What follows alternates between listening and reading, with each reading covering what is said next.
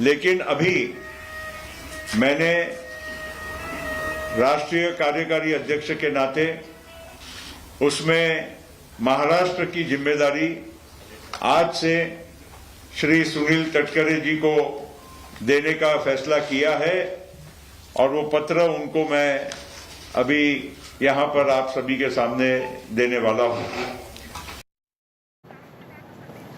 All right, let's cut across right now to our reporters and our analysts breaking down the current dynamics and what is taking place in the state of Maharashtra. Joining me, Dr. Sandeep Shastri, National Coordinator, Lok Niti Network. Rajdeep Sardesai is going to be joining us shortly from the newsroom. Sahil Joshi, our Mumbai bureau chief, as well as Rahul Srivastav. Rahul, it's dramatic developments that have been taking place through the course of the last 24 hours. Yesterday we were sitting here, it looked that Mr. Pawar finally had it in the bag this time around, which is of course Pawar Jr., the nephew. But the numbers still not quite stacking up for Mr. Ajit Pawar. Yes, Preeti, I think eventually it all boils down to numbers, and that is why you see there are multiple exercises which are happening, which can only be put together and called attempts to fortify. Why I say that, if you see at one level, given after the entry of the NCP into the alliance with the BJP and Eknath Shinde-Sena, one finds that the Shiv Sena has started playing on the nerves of the Eknath Shinde-Sena group, trying to weaken the minds of the MLAs who had gone with Eknath Shinde. The second is the NCP, Sharad Pawar-led NCP, trying to weaken those who have, or wean away those who have gone with Ajit Pawar. Ajit Pawar faction, what it is doing is trying to make those moves which can be interpreted as moves which are largely to consolidate their position, like removing Jayant Patil, claiming that X is holding that post. There is one very interesting thing. I think what makes the Maharashtra NCP split different is that this was the first time that there are two ships called NCP, and both are saying that Sharad Pawar is our president. Despite breaking away, Ajit Pawar faction is not saying that Sharad Pawar is not our leader, Ajit Pawar is our leader. The idea basically is to send out a signal to all those who can actually go away to tell them, no, Sharad Pawar's blessings are still around. I think we will see some very interesting maneuvering. Otherwise, largely it's going the Shiv Sena split way when it happened last year. Stay with us, Rahul. What I'm going to do is, before we cut across to Rajdeep, Mr. Sandeep Shastri and Sahil Joshi, what are the big questions that beckon to be asked right now? Question number one, does Ajit Pawar actually have the numbers this time? What does Ajit Pawar say? Ajit Pawar says that he enjoys over 40. Does he really have them? Because what we are given to understand, it's not more than 24. Who will the cadre and the local leaders pledge allegiance to? Will it be Pawar Jr. or Pawar Senior? On the other hand, is Mr. Sharad Pawar playing both camps? Is he somewhere down the line two-timing the opposition? Because that is also something which has been deliberated, calibrated and even asked. Moreover, the other big question that needs to be asked at this point of time is, can the NCP survive the split? Whatever it might be, the sheer fact that you have a certain set of MLAs pulling away, can the party survive it? It's happened before where the party is concerned. And ultimately, if there's going to be a line of succession where Pawar Senior is in question, can Miss Supriya Sule carry her weight as Mr. Pawar's successor? And there is possibly a lot that has gone down in the last 24 because of possibly Miss Supriya Sule. Will BJP Shinde and the Shiv Sena, of course, which is now Eknath Shinde, the chief minister, the BJP face an inside revolt of sorts for ceding space to the NCP? You have already Eknath Shinde, amidst immense pressure, where his own party leaders are saying, when are you going to accommodate us? You've got 9 now entering, 1 is deputy, 8 in the cabinet. Where is the space? Also, have you seen the language, viewers? Praful Patel, a key player in the revolt, is a question that needs to be asked, because look at the language by Ms. Sule. Look at the language of Mr. Sharad Pawar as well. Not so strong when it comes down to Ajit Pawar, but quite harsh when it comes down to Mr. Praful Patel. So what's the role that Mr. Praful Patel has played in this entire saga there. Let's cut across right now to Sandeep Shastri getting us, an inside detail, break it down. But Sandeep Shastri, one question which constantly emerges and constantly needs to be asked is, away from what Ajit Pawar's role is, or even what we just spoke of Mr. Praful Patel's role is, that question comes from the fact on what is Mr. Sharad Pawar's role. Nobody that we have spoken to, off record with our sources, most people say there is no way Mr. Pawar would have not been in the know of what has gone down. You have the likes of Mr. Patil, Valse Patil, who very close to Mr. Sharad Pawar, his personal assistant once, no cases where the ED or any other agencies are concerned, in those 8 ministers who took oath alongside Ajit Pawar. So what's really going on? Do you think this could have happened without the knowing of Mr. Sharad Pawar at all? Preeti, this is a real tough question you have posed, as you always do. I think this is one of the most difficult challenges that senior Pawar has faced. I think the public perception is something that is going to be watched very closely. Do supporters and people feel that Sharad Pawar was not aware of this? He has been taken by surprise. I think this is something that's going to play out very strongly in the next few days. But Preeti, 4 quick points on this whole development. Number 1, as you said in the beginning, numbers may not be stacking up, but power is clearly stacking up. I think for the Ajit Pawar group, it is not a question alone of do they have the numbers, but the fact that they have the political power backing them, I think is the biggest strength that they have, and they are going to leverage on that strength. And Preeti, number 2, I think there are multiple layers to the political game that is being played out in Maharashtra. The point which Ajit Pawar makes, that he's still part of the NCP, his is the real NCP. The others claiming that the real cadres and even the MLAs are not with Ajit Pawar. So you have multiple layers to this challenge, as some you have yourself raised. What happens to the Eknath Shinde faction of the Shiv Sena now in terms of its political bargaining capacity? Point number 3, Preeti, I think this development has both national implications as state implications. But for the BJP, what it is more concerned about at the current moment is the next year's Lok Sabha election. And given the trend that was being seen that the alliance was doing much better than the NDA was doing, was something which I think was a matter of concern, which needed to be broken. But what will its implications for state politics be in terms of political accommodation? And finally, Preeti, I think people also will look to how does the court respond to these developments, because it's only a matter of time that the issue will touch the doors of the court. So I think all these 4 complex issues are part of what is playing out in Maharashtra. And I think while 24 hours has seen a lot of developments, I think every hour has seen a new trend coming in.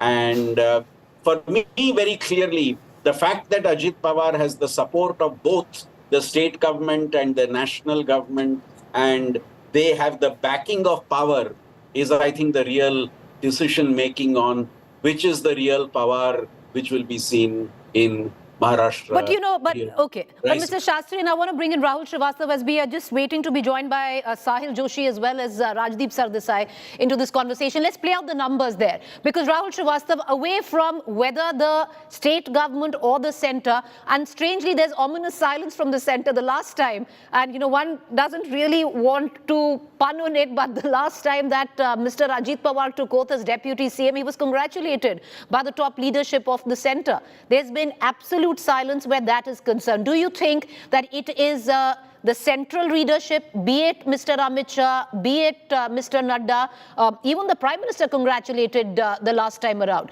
be it them waiting very careful this time, looking whether the numbers will come in where Mr. Ajit Pawar is concerned? Once the session begins, definitely one will know where each one stands. But 5th, is when both sides, you have Ajit Pawar and Sharad Pawar's faction, that they have called an all-party meeting. Interesting, you know, where each of those MLAs of the 54 will go. Let's play those numbers out while Rahul takes us through that conundrum. 54 is what the strength of the NCP is. Out of that, 40 plus is what Ajit Pawar says he has. As per our sources, not more than 24, 15 are still sitting on the fence, and about 14 have sided openly with Mr. Sharad Pawar. Rahul. See, Preeti, as far as the first part of the question, why the BJP hasn't responded, there is one Hindi saying and one English one. The Hindi one is much better. Ki doodh ka jala chhach bhi phuk phuk ke pita hai. So last time around, they rushed in with the congratulations, and you will find that that is not going to happen. Number game is extremely critical. If they had the numbers, I'm pretty sure you would have seen them yesterday when the entire drama took place. Also, I think the number game is being shielded also because, one, there is a doubt over numbers, who is sitting where. There is one basic problem with the NCP. I think one should understand that NCP is unlike a cadre party or like BJP or the CPM, CPI, or unlike a Congress party, which has got a large name, history, legacy, and others. NCP always has been an association of leaders. I will call them aggregators in each area. Now, these aggregators come together and make a party called the NCP. So in a Bhandara Gondia area, you have a Praful Patel. If you remove Praful Patel, there is no NCP. Similarly, in Pune, you have Ajit Pawar and others. In Baramati and a lot of these adjoining areas, you got somebody like Supriya Sule and others. Remove them, there is virtually no NCP. Similarly, that's what happens that suddenly in Northeast, you will find NCP winning a seat. That's not because NCP is doing well. There is one leader who chose NCP as symbol and then won the seat. That's what happens in several states. In that kind of scenario, you will always find loyalty is very fluid. They may change very quickly this way or that way, and people must be weighing which aggregator should go which side. And that is why I think there is a lot of radio silence on who is going where. And I think that will happen only when the dust eventually settles down. Well, I have spoken to few leaders, topmost leaders, who have quit the party, and some who have not but are maintaining that line. Say, for example, why Praful Patel left the party. Now, I have got it from Mr. Praful Patel also. What his indication broadly was that till a few days ago, Praful Patel was number 2 in the party. The day Sharad Pawar made that choice of anointing Supriya Sule as the working president, he did two things. He virtually pushed Praful Patel to be number 3 in the party, and by handing over Maharashtra, he undermined Praful Patel because Praful Patel was earlier handling Maharashtra. Now, this is a choice. Now, a lot of questions are being talked about how Sharad Pawar may be into it. I do not think so. I think if there is no blessing, I think Sharad Pawar made a very conscious choice that it's been very long. He wants to settle his daughter, create a sense of party around her. And that is why he knew Ajit Pawar is going to do what he's going to do. Now, he didn't know. He knew. He definitely knew. All the drama was supposed to happen on Monday, but it happened on Sunday because Ajit Pawar and others realized that Pawar now knows what is going to happen. But the fact that Pawar did not do much, I think also means, and the manner in which Pawar is going around using position to remove Praful Patel from the party is a very significant move. Why I say that?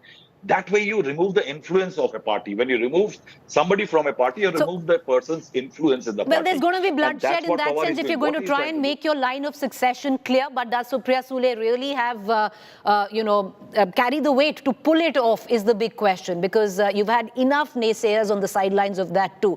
Having said that, Sahil Joshi, bringing you in, multiple developments every half hour. Either you are reporting from your bureau an appointment, a counter appointment, or a sacking or a counter sacking. What's going on?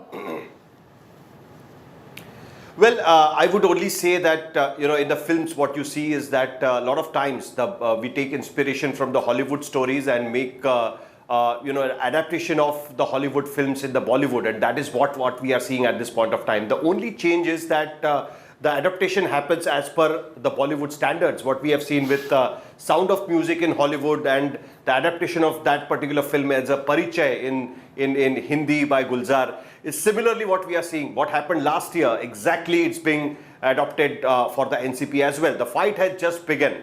The first stage of the fight was the Speaker's office. Both the sides have submitted their their letters to the Speaker.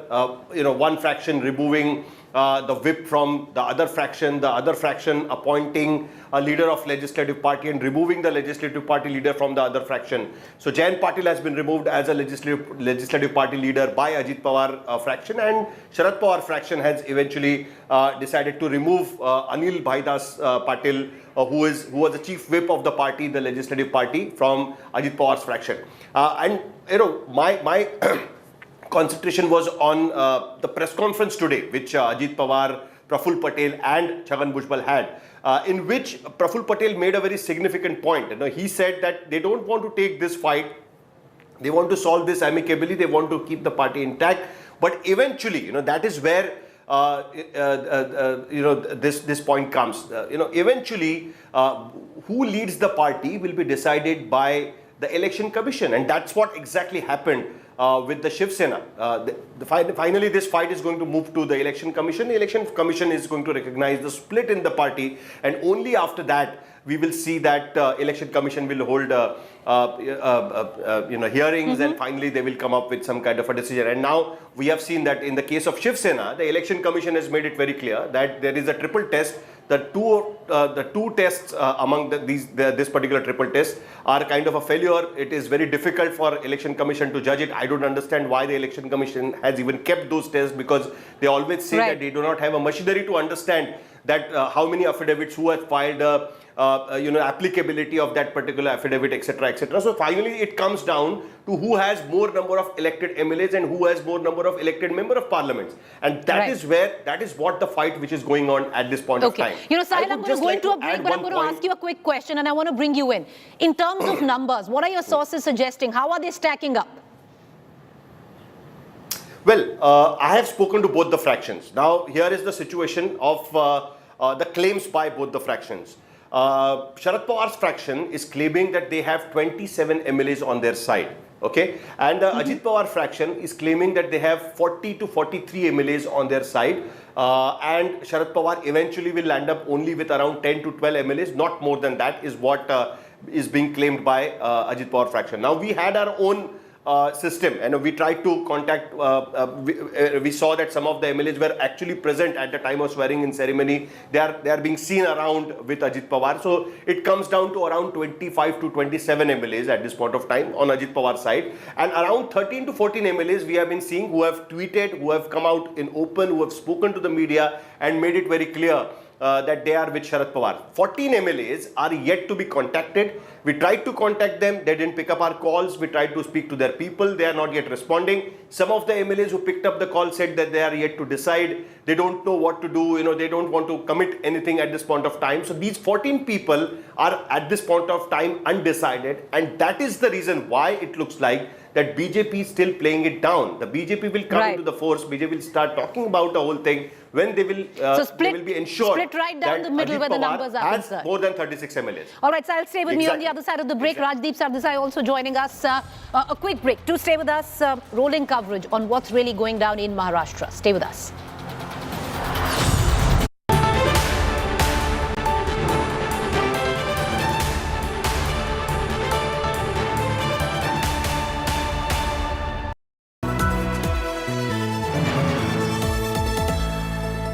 The India Today Group is pleased to announce the launch of a brand new online portal for our Best Colleges survey, featuring 6 years of ranking data as well as a wealth of granular information on thousands of institutes of higher learning.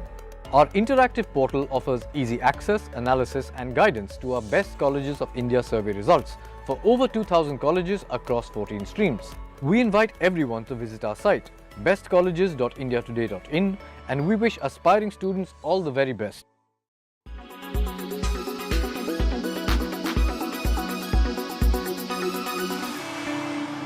What if I told you 3 hours of a workout can be packed in just 20 minutes? I'm not even kidding. Sounds too good to be true. It actually is, because what I'm doing right now and about to learn from Dr. Garima Gaur is EMS training, where EMS is used along with my exercises to make sure that the 3-hour workshop fits into exactly 20 minutes. So all you lazy bees out there who say we don't have time for a workout, you cannot complain anymore because EMS training is here. So you don't need hours in the gym now to get yourself the best body that you aspire for. You can do it in just 20 minutes through this electromagnetic stimulation training. I'm exactly here to tell you how to do it. So Nitika and I will get it done now, tell you how it feels as well. There's nothing to be scared of. It's beautiful. It's a lot of fun, and my review is going to follow. Come on. Faster. We will perform jumping jacks in the next 3 seconds. So 3, 2, 1, go. 3, 4, 5, amazing. 6, 7, brilliant. 8, 9. It's like this electric energy passing through my body, like the TENS machine and the EMS machine. You really do not require any kind of workout gear for this. Whenever you go to the center to do your EMS training with your doctor who is going to be guiding you, they give you the gear and they do it strictly under medical supervision. So we just finished 20 minutes of an EMS training session, which is equivalent to 2 to 3 hours of a workout depending on what is the intensity of the electromagnetic pulses. Wonder I'm feeling so tired, but what is the science behind this? Why do you say that I did 4 hours of workout? Because I actually did 20 minutes of a workout. So the science behind it is basically the dual firing of a muscle fiber. In a conventional workout, only 30% of the muscle fibers are being activated.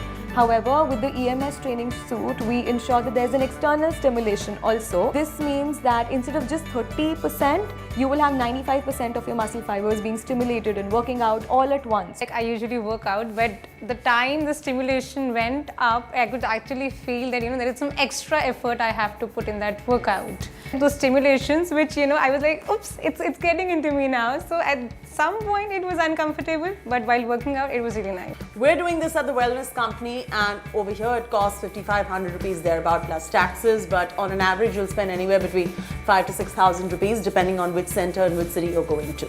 What's important to note is that you do not have to go overboard with this. The dosage of the electrical impulses are going to be tailored just for you. So don't try to do this at home. Do it strictly under doctor's supervision only. Without getting your muscles contracted with weights, it is sending direct electrical signals in that muscles. It is a very advanced tool that helps in getting better contraction, resulting in a better workout. There are no side effects as such because it's just improving the quality of your workout.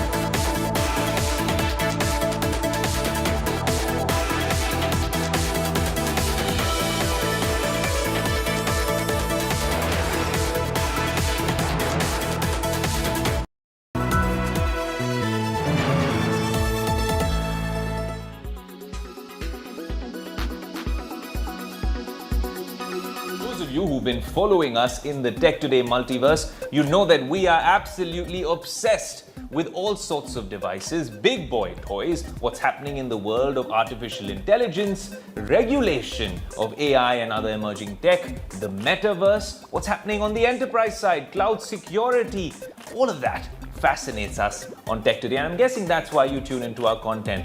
And sometimes we like to cover all sorts of different devices. Sorry, I think it's getting a little smoky in the Tech Today studio. Well, I have a friend with me in the studio today, the Xiaomi Smart Air Purifier 4. Now, honestly speaking, the studio is quite sorted. We've brought you all sorts of gimmicks before, but this one I've been using for the past few weeks, and honestly, it has been a game changer. Now here in the Tech Today studio, you have double digits AQI on the Xiaomi Smart Air Purifier 4. But I've been using this, like I said, for the past few days, and honestly, I am visibly impressed. Firstly, the fact that this device makes absolutely no sound. If you put it in automatic mode or sleep mode, you don't even know it's on. And it's on right now, and I'm guessing the microphone isn't catching the sound. If you put it in level 1, it's all right. What it is doing through its filtration system is that it's taking all the air, the surrounding air, 360 degrees, taking it in through a 3-stage filtration system and then putting out clean air into the room. Well, Xiaomi claims that this particular device can purify a room nearly 20 meters square in size in under 10 minutes. It does manage to bring down AQI levels to single digits. Now, that's a true value. It is absolutely fascinating that a device for 15,000 rupees can do this. And I'll tell you how they're making this possible. When you look at this particular device, yes, it's got this polka dotted design, but that's not just to make it look kind of cool. This small box-like structure takes in all the surrounding lit matter, sucks it in from here. There's a high-quality activated carbon right here. Then there's Xiaomi's high-efficiency filter inside, and then a primary filter. So if you're talking about pet hair, pollen, dust, smoke, dander, cotton fiber, well, this particular device claims that it can filter all of that. Now, it's also got a feature called negative air ionization.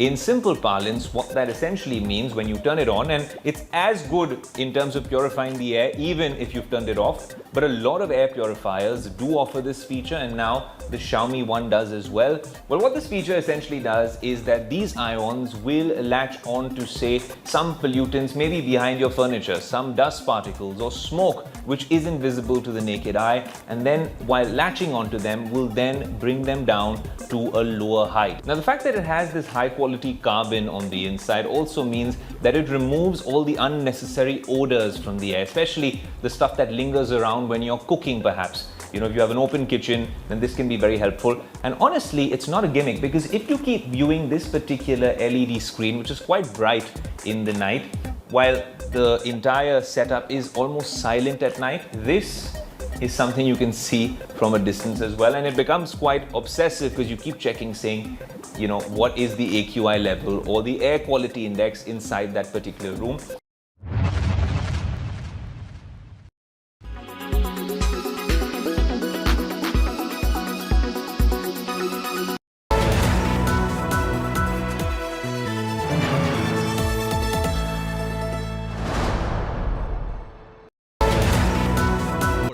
The world comes together at Sharda University. Bajaj Allianz Life Diabetic Term Plan. SBI Mutual Fund, a partner for life.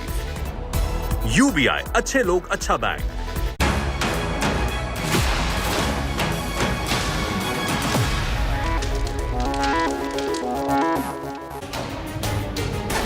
Good evening, you're watching To The Point. I'm Preeti Choudhry. Let's now cut across to the Maharashtra Assembly. What does it look like? Exactly like this right now, the way things have been split where the NCP is concerned. Look right on top, 15 MLAs of the NCP are undecided. What about the rest? Well, take a look on how the 288-member assembly in Maharashtra looks like. Where the BJP is concerned, 106. Where the Shiv Sena, which is the Eknath Shinde's party, aligning with the BJP at 44. The NCP, which is the Ajit Pawar's faction. Well, what we've been given to understand right now, 24 of the 54 cumulative MLAs of the NCP sit on the side of the BJP, others 21, which are with the BJP incumbent government. Let's now go across to the other side there, which is the Congress at 44. Well, by this account, it is the Congress which should ideally have the leader of opposition and not the NCP, because the Congress is at 44. The Sharad Pawar faction now sits at 14 there.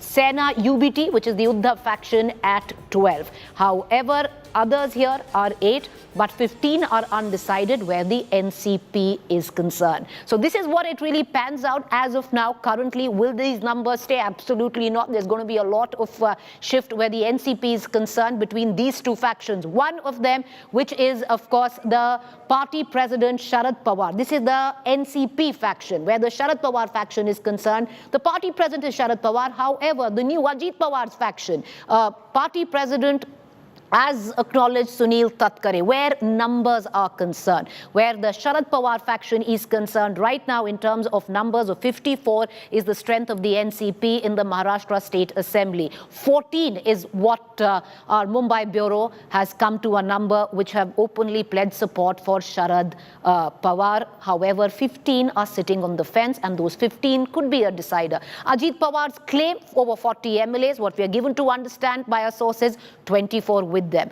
When will there be clarity in this? Let's cut across to Sahil Joshi, our Mumbai Bureau Chief, getting us more on that. Sahil, when do you see some clarity come in terms of numbers? Next 24 hours, 48 hours, or it's going to go all the way back to the meeting where both factions have called on the 5th of July? Well, 5th of July is going to be the D-Day, because that is the day when all the MLAs in NCP will have to take a stand. They cannot hide behind, they will decide later, all that stuff, because both the meetings are going to be on the same day. So it is also not a possibility that on 5th of July, because MLAs can do anything. On 5th of July, they might attend one meeting, and on 6th of July, if there is another meeting, they may just switch over to the other meeting. That is not going to be the possibility. On 5th of July, they will have to be either at Sharad Pawar's meeting or at the meeting called by Ajit Pawar. So that is going to be very clear. That day, the number game will be clear, and on the basis of that, the future fight will happen. Now, the main fight is going to be in the Speaker's chamber, because Speaker will finally have to decide, as per the Supreme Court ruling, that which exactly is the real political party. The number of MLAs doesn't matter there. That's very clear. The Supreme Court verdict, the constitutional bench verdict, has made it very clear that the political party appoints the whip, and as the 10th schedule exists and the anti-defection law exists, if the MLAs which are in number of 2/3, the majority doesn't apply, the whip applies finally. So he will have to first decide that who is going to be the political party. I don't think that the Speaker will be in a hurry to decide that anytime soon. The way the Shiv Sena verdict by the Speaker is yet to happen. It's been more than a year, but still it is pending at the Speaker's chamber. So that, I think that is going to continue for more.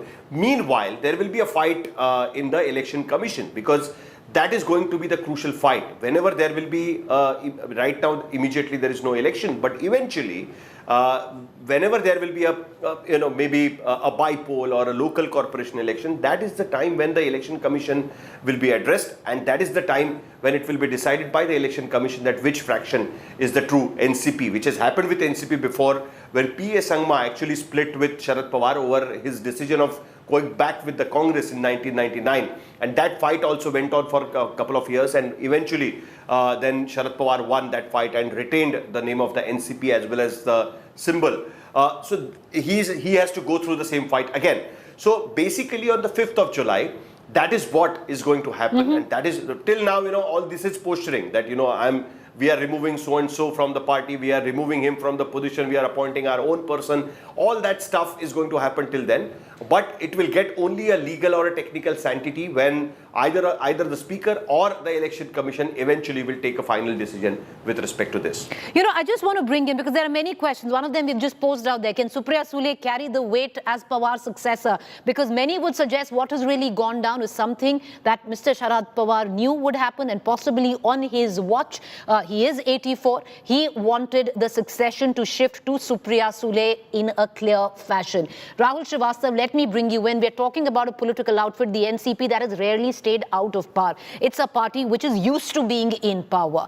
Having said that, your conversation with Mr. Praful Patel, suggesting one thing clear, it wasn't taken down well, the fact that Supriya Sule has been clearly deemed in a dynasty move of sorts as the successor to Mr. Pawar. Yes, Preeti, I think this is a trouble with dynastic outfits. Last time around when Ajit Pawar made the move, Sharad Pawar was fully in control, and leaders like Praful Patel and several others knew that their accountability and future lay with Sharad Pawar. But having handed over the baton to Supriya Sule, I think he made a very distinct choice and perhaps reduced the elbow room for people like Praful Patel and others, that which way do they go from here now, because eventually they will be reporting to Supriya Sule in future, and also they may not have much to do. Remember, The fact that what did Ajit Pawar have more or less in his hands, he did want to become the state president and that was not given to him. Praful Patel was managing Maharashtra. So what would have meant for Ajit Pawar and Praful Patel? That in future their say in number of people getting tickets, both for Assembly and Lok Sabha, might have gone down. Now that is what eventually Sahil was saying goes to the Election Commission in terms of control of the party. It is a battle for that control. Unlike the Shiv Sena one last time around, in Maharashtra, the numerical clarity was there, that they had the larger numbers. The speaker could make a very clear choice. But this time around, the numbers are doubtful.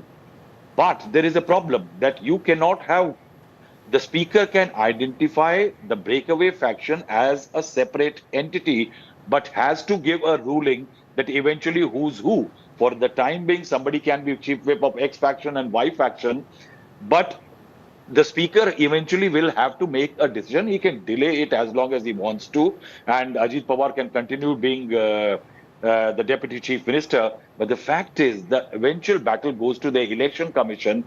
While the Election Commission rulings and others can be challengeable by the governor, this time there is no governor, remember. This time it's a speaker whose decision cannot be challenged in the courts. So one will have to wait and see which way does this crisis go and what the speaker does. I think the next move by the speaker is going to be very telling. It will define how many numbers and who is going to be the real NCP. Right. Dr. Shastri, you want to make a point, and when we're talking about Ms. Supriya... I want to make a point. Okay, Sahil, okay, just hold on. Sandeep Shastri, but just give me 2 minutes. Sandeep Shastri, you want to make a point? Quickly, Sandeep Shastri. No, I think the point which Rahul just now made, I think there are multiple chambers in which this decision is going to be made. You have the legislature party meeting, you have the speaker's chamber, you have the election commission, you have the court, and ultimately you have the streets where the supporters of the party will decide.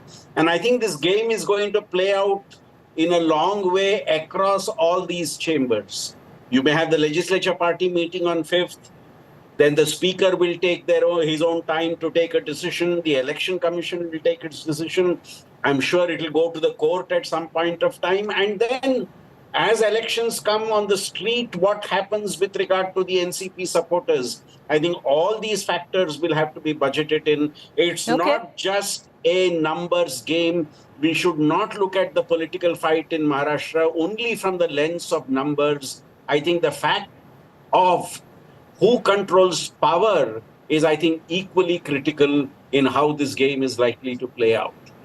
Well, Sahil, you want to make a point, but in all of this, if who controls power when there is somebody like a Sharad Pawar, we've seen him play his hand before. But go ahead. Well, what Mr. Shastri said, the last point is going to be really critical, because eventually this fight is going to be fought in the elections. On whose side the party's vote base is going to go. I agreed with Rahul Srivastava when I was hearing to what he was saying. I was listening to what he was saying on your first question. That yes, the NCP is a party of the satraps. Now we have to understand that how the NCP is formed. NCP is not formed the way Janasangh or the BJP or the Congress has been formed. The NCP was formed because Sharad Pawar was thrown out of the Congress, and finally he decided that, okay, I will have to form my own party. The people who believed in him, the MLAs, the leaders who believed in him in Maharashtra, decided to go with Sharad Pawar and then remained with the Sharad Pawar. So this is the party which is formed by Sharad Pawar. Eventually, all the decisions, there is no number 2, there is no number 3, there is no number 4, there is no number 5. There is only number 1, that is Sharad Pawar, who is to take a final call about a lot of things, almost everything in Nationalist Congress Party. Yes, Praful Patel was his man Friday. He used to be consulted. He used to follow the orders by Sharad Pawar, and he had his say in the parties. Equally, even Ajit Pawar had the say. But now what changed? This was brewing. We knew that this is going to happen eventually. Someday this is going to happen. We just didn't know the timing, and why this time has been chosen. That is something is going to be really important. Why this time has been chosen? There is a full-fledged majority government is in place in Maharashtra at this point of time. 169 MLAs are supporting the Shinde and Fadnavis government, but despite that, why they needed Ajit Pawar? That is the question. They needed Ajit Pawar because it looks like that it's not enough. They have to win the Lok Sabha elections.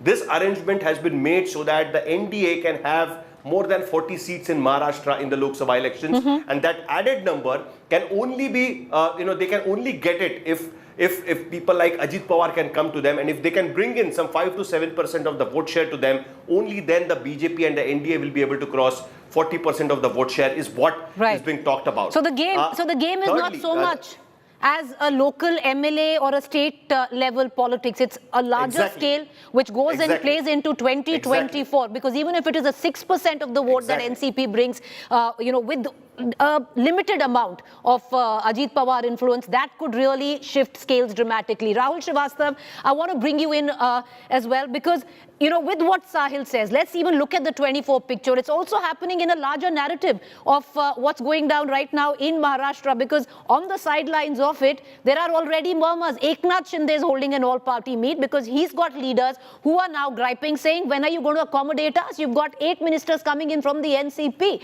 Is there going to be a shift in power equations there as well, is a question that we've asked here, and we'll put it out. The other thing, Rahul Srivastava, also what coming in, this could be just chatter on the sideline. Maybe Sahil can add to it as well. The sheer fact now there's word coming in that the brothers, Uddhav Thackeray and Raj Thackeray, possibly might unite. See, Preeti, this Chacha Beta and Chacha nephew daughter, that Shiv Sena and I think Raj Thackeray, Uddhav Thackeray, Ajit Pawar and Supriya, lot of similarities. I think the Raj Thackeray, Uddhav Thackeray element is slightly difficult to achieve, but that's another story. See, there were total 43 berths as far as the Maharashtra Assembly is concerned. 23 earlier were vacant. Now 9 of them have gone. So you technically have 14 of them left as far as the Council of Ministers is concerned for Mr. Eknath Shinde. Now, earlier, what we had heard from BJP sources, that Eknath Shinde was pushing for 11 of those 23 which were available, rest going to the BJP and minor allies. But now it seems that there could well be not more than 6 coming the way of Eknath Shinde. That could well be trouble.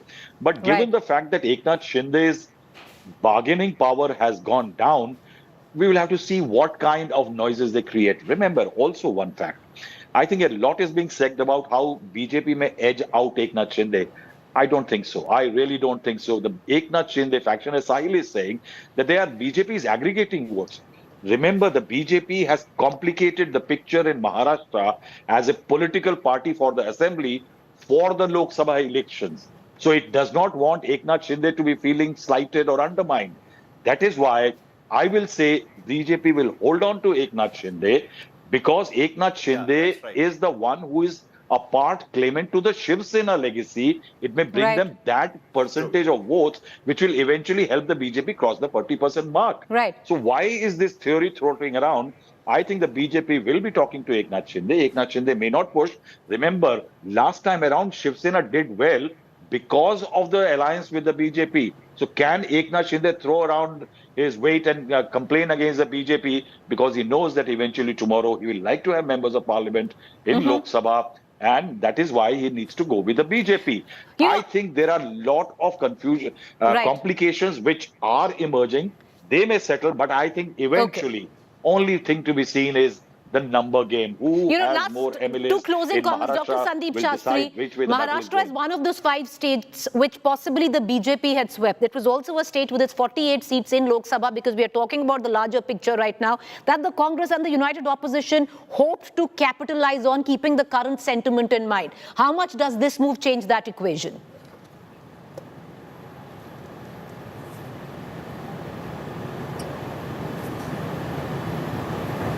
Dr. Shastri, can you hear me? Okay, we'll come to Dr. Yes, go ahead, sir. I couldn't get your question, Preeti, if you could just... Sir, just final comments, because 48 seats was what Maharashtra has in Lok Sabha. It was one of the states in the last election swept by the BJP. This time around, United Opposition was hoping to make inroads there. How do you see things change from here on? Yeah, Preeti, this is exactly the point I made in my first comment. I think this whole fight which you see happening in Maharashtra is linked to the 2024 Lok Sabha elections, with 48 seats from Maharashtra and with the opinion polls indicating that the NDA was not doing as well as the opposition alliance. I think it was important for the BJP to somewhere So a break smart, that alliance astute, and bring forces from smart, their side. astute move there. I'm sorry I'm cutting you short, but I just want to quickly bring in Sahil for a quick comment as well. Go ahead, Sahil. You've been wanting to make a point. No, I'm just trying to say that, the way things happened in Shiv Sena and when we count the vote, the problem with the Maharashtra is that there are no floating votes available. The people have already made up their mind. If you see the consecutive elections from 2014 to 2019, the votes have remained constant. The BJP and Shiv Sena have got 43% vote share, whereas the Congress and NCP has got 34 to 36% of the vote share. So the vote share has always been constant. There is no floating vote. And somewhere the system, BJP has now disrupted the system. First it was Sharad Pawar and now the BJP has disrupted the system. So that vote share, shifting of vote share is going to be the key, and whether Ajit Pawar and Eknath Shinde are going to add 10 to 12% vote to the BJP's tally of 27 to 28% vote is going to be the key. If they are unable to do that, then they will be useless for the BJP in future. Well, that's what's interesting because viewers, okay, let's say what we've come down to the end of this conversation. Thank you, the three gentlemen, for joining us. And that is, it's really not about the numbers in terms of MLAs. It's really nothing to do how the state assembly is poised. It's got possibly everything to do with 2024. Because if an Ajit Pawar, even with just about a 6% vote share where the NCP is concerned, not all, just of his area of influence, pushes it back and brings it to the BJP, then it could be advantage the BJP. So with that, a quick break. We're going to keep the spotlight on Maharashtra and the developments. On the other side is Rahul Kanwal taking the story forward.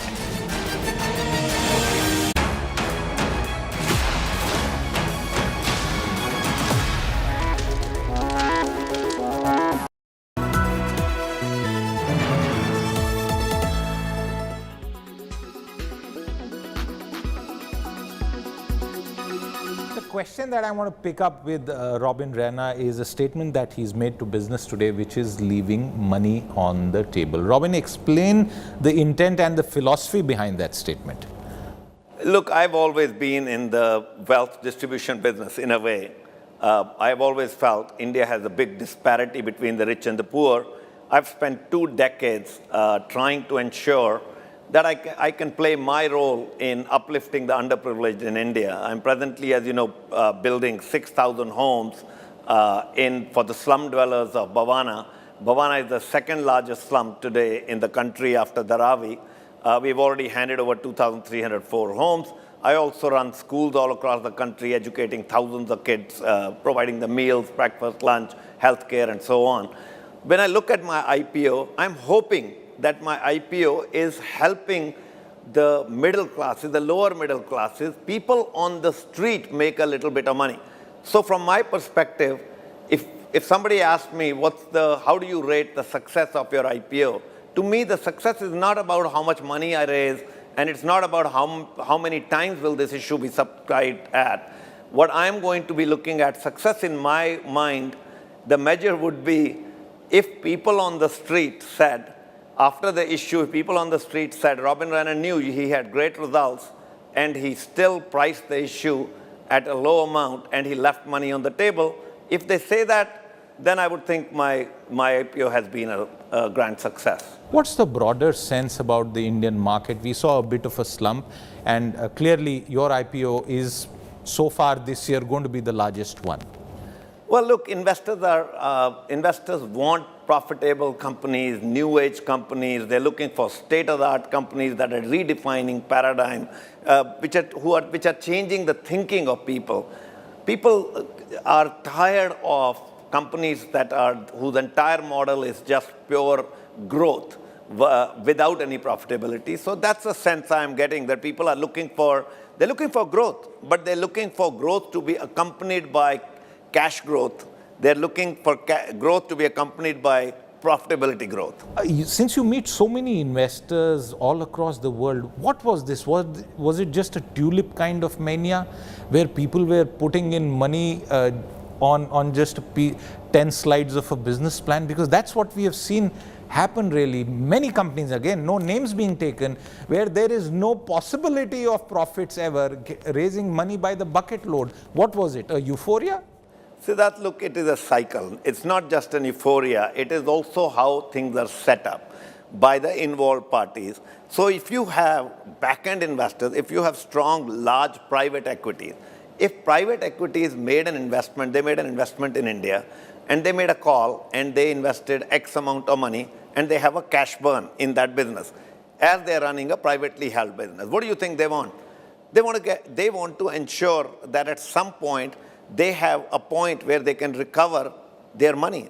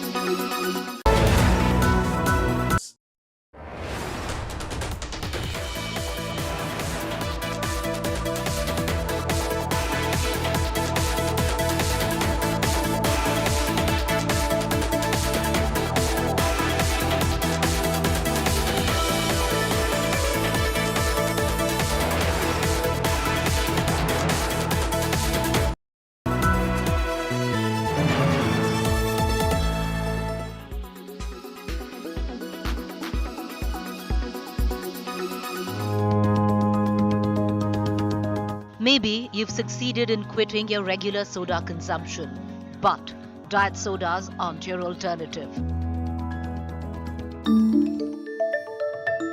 According to some research, your brain responds to artificial sweeteners in a manner similar to how it responds to sugary sweets. Consuming them frequently could make you want more high-calorie food, increasing your risk of weight gain. The same applies to diet sodas. According to a different study, those who are overweight or suffer from obesity who converted to diet sodas were more likely to eat additional calories from food than those who continued to drink regular soda. Actually, individuals who use diet soda have a greater BMI than those who do not. Diet soda can confuse insulin. Your brain normally associates sweet with calories. In the realm of human physiology, that's a good thing. It drives your body to release insulin as sugar's chaperone to the cells to create fuel. In the past, people assumed this process couldn't occur when we consumed artificial sweeteners because calories don't allow the sweet flavor. Diet soda might alter how your brain responds to sweetness. According to studies, those who drink diet soda exhibit increased brain activity in the region of the brain linked to cravings for foods high in fat and sugar. Diet soda consumption seems to change the reward center of your brain that detects sweetness. This suggests that diet sodas may alter how your brain responds to urges for meals rich in calories. No soda, no diet soda. Then what should you drink instead? Any diet drinks are actually not a great thing to have. I would stick to natural stuff, lemonade, sugarcane juice, which is actually better than a diet drink, or coconut water, or fruit infused waters. They're also sweet. But it's just that, we are not able to cut down the taste of sugar and we want something which tastes fizzy and sweet, but actually we are mocking our bodies and completely spoiling our gut health by having diet drinks. Diet sodas have long been promoted by beverage companies as a healthy alternative to their full sugar drinks, although this is not true medically. With Kshitija Gosavi, Bureau Report, India Today.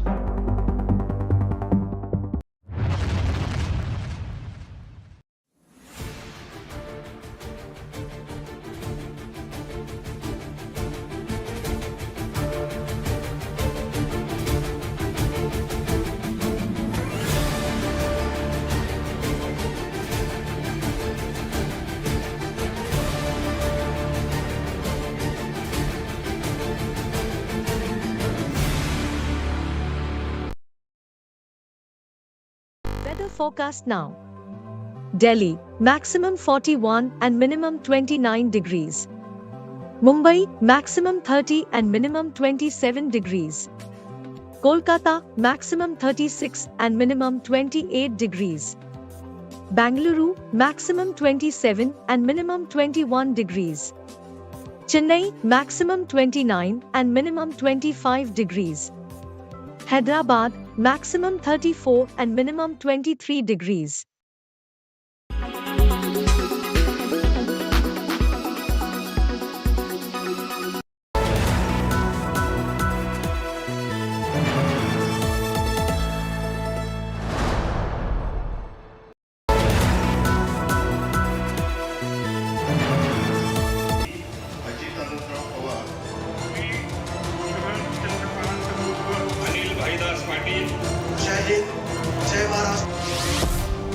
Sacking, shake-up and political saga.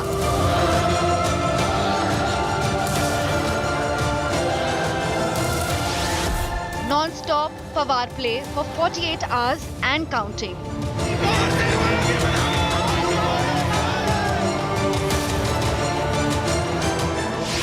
Pawar versus Pawar hits top gear.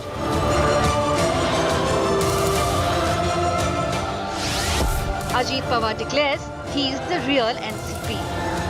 बहुसंख्य आमदार हे राष्ट्रवादी काँग्रेस पक्षाबरोबर आमच्याबरोबर आहेत.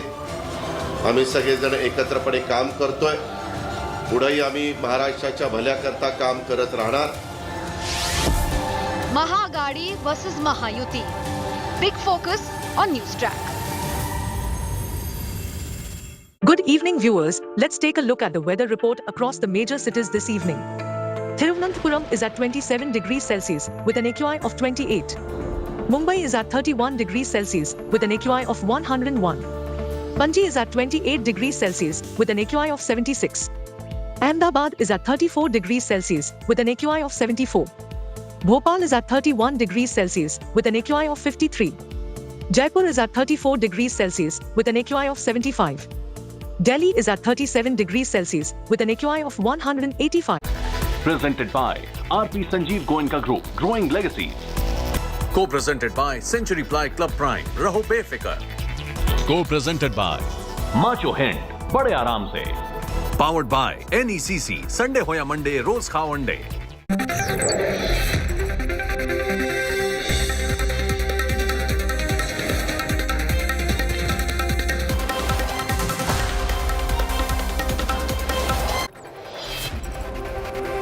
Welcome on board the news track. I'm Rahul Kamal. Who will win the Pawar versus Pawar Mahabharat? And what impact will this have on the big battle for 2024?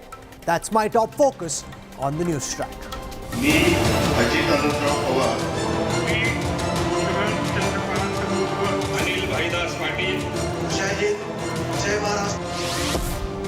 Sacking, shake-up and political saga.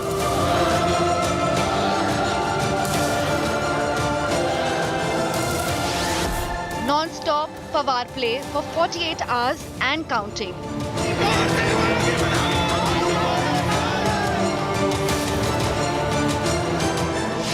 Pawar versus Pawar hits top gear.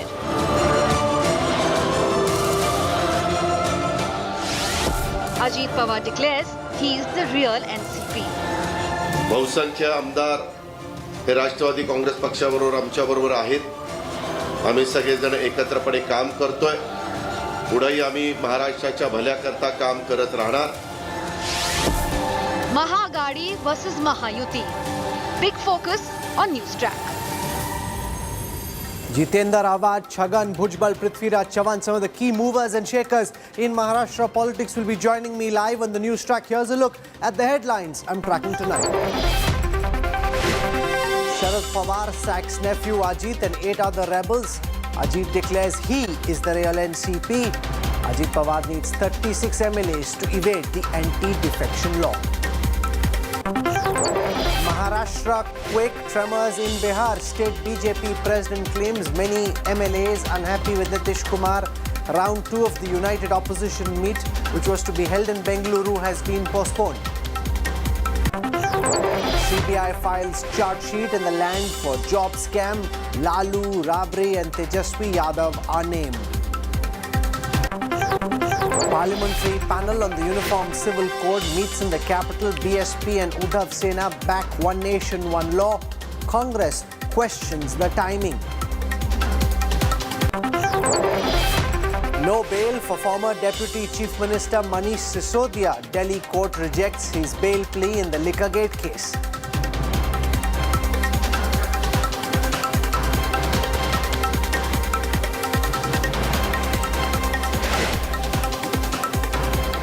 The Pawar play has been going on for 36 hours and counting now.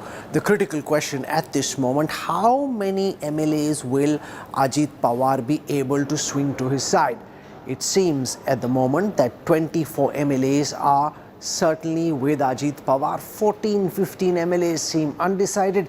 The others at this moment seem to be siding with Sharad Pawar. Our top story tonight has Sahil Joshi and our Mumbai team try and decode what's been happening behind the scenes and where the numbers game stands at this moment. A battle of perception. A battle of numbers. A battle of the Pawars. A day after Ajit Pawar pulled a Maha surprise and took oath as new Deputy CM of Maharashtra, the war over who's the real NCP is peaking. A day after he made it clear he did not approve of the rebellion, NCP chief Sharad Pawar, in a symbolic message to his rivals, visited the memorial of his mentor and state's first CM, Yashwant Rao Chavan, in Karad. The NCP patriarch blamed the BJP for the crisis in his party. Bharatiya Janata पार्टीच्या माध्यमातून समाजामध्ये जातीमध्ये धर्मामध्ये एक प्रकारचं वेगळं वातावरण तयार करण्याचा प्रयत्न केला जातो. Sharad Pawar isn't holding back. He's cracked the whip now and ordered the disqualification of Lok Sabha MP Sunil Tatkare and Rajya Sabha member Praful Patel for indulging in anti-party activities. NCP approached the Maharashtra Assembly Speaker and the Election Commission, appointing Jitendra Wad as the new NCP Chief Whip and Leader of Opposition. आणि हे शरद पवारांचे कालचे पत्र ज्यामध्ये सुनील तटकरे आणि प्रफुल्ल पटेल यांना पक्षातून निलंबित करण्यात आलेलं आहे. तुम्हाला पक्षातून निलंबित केलेले असताना तुम्हाला नेतृत्व म्हणजे तुम्हाला एकतर कायदेशीर अधिकारच नाहीत नेमणुका करण्याचे कॉन्स्टिट्यूशन मध्ये सुद्धा. Meanwhile, Ajit Pawar has been a busy man, holding meets with his loyalists and then meeting with Devendra Fadnavis as well. The breakaway NCP faction also appointed Sunil Tatkare as the state party chief. बहुसंख्य आमदार हे राष्ट्रवादी काँग्रेस पक्षाबरोबर आमच्याबरोबर आहेत. काही आमच्या 9 लोकांना notice काढली वगैरे काढली, त्यांना काही नोटीस काढण्याचा अधिकार नाहीये. शेवटी पक्ष आणि चिन्ह हे आमच्याबरोबर आहे असं आमचा ठाम विश्वास आहे. So who's got the edge now out of the Pawars? Out of the total 53 NCP MLAs in the Maharashtra Assembly, India Today has learned that Ajit Pawar's camp had 24 MLAs, while Pawar camp had 14 MLAs, while 15 of them were still undecided. The anti-defection law says that a group of lawmakers can only leave a party to join another party when they have support of at least 2/3 of the majority of the total MLAs from the original party. As per this rule, Ajit Pawar needs backing of more than 36 MLAs out of 54 which got elected in 2019 assembly polls. With camera person Kiran Sakpal, Ritvik Bhalekar, India Today, Mumbai. Let's take a quick look at how the Maharashtra Assembly stands at this moment. Remember, the situation is fluid and things could still change. But as things stand this evening, Out of the 288-member Maharashtra Assembly, the BJP, Shiv Sena, NCP, or the part that is with the NDA, seems to have the support of 195 MLAs. The MVA is now reduced to 78. 145 is the majority mark. The BJP, Sena, NCP comfortably in the lead. But in the NCP numbers, which are part of the NDA now, there are 24 who are definitely in Ajit Pawar's camp. In the meetings that he's been doing, 24 MLAs seem to be coming to his camp. On the Sharad Pawar side, there are definitely 14 MLAs who've declared publicly that they are on the side of Sharad Pawar. 10 more MLAs are on Ajit Pawar's side at the moment. But the balance of power is with these 15. These 15 MLAs who at this moment don't seem to have taken an open position are the ones who will decide which way the pendulum in Maharashtra in the NCP really swings. If they go over to the Sharad Pawar NCP, then Sharad Pawar's NCP will be at 29, and therefore the Ajit Pawar NCP at 24 will not be able to get 2/3, which they need to be able to split the NCP. However, if these 15 MLAs or most of them go towards the Ajit Pawar camp, then the NCP of Ajit Pawar will be at 39. That is more than the 36 required, which is the 2/3 point. Remember, there are 53 total NCP MLAs. Ajit Pawar needs 53, requires 2/3 of that number, which is 36, to be able to get the NCP Ghadi and the NCP symbol and name. So that's where things stand at this moment. Two key newsmakers joining me live on the news track.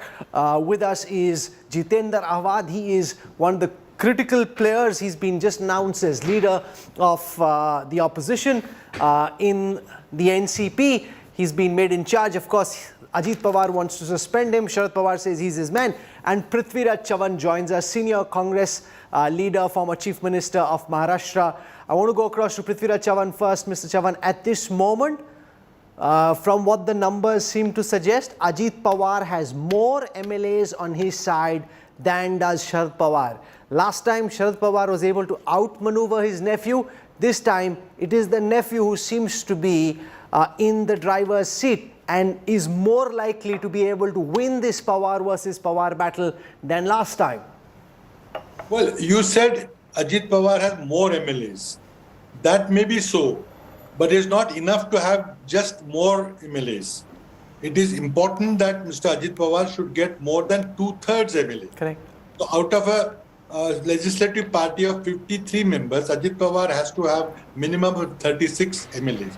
Whether he has number 36 MLAs or not will decide whether he'll be disqualified from the House or he'll continue to be a minister in the present dispensation. So the final word is not out. Nobody is clear about who's got whose support. Many people, many MLAs are supporting both sides.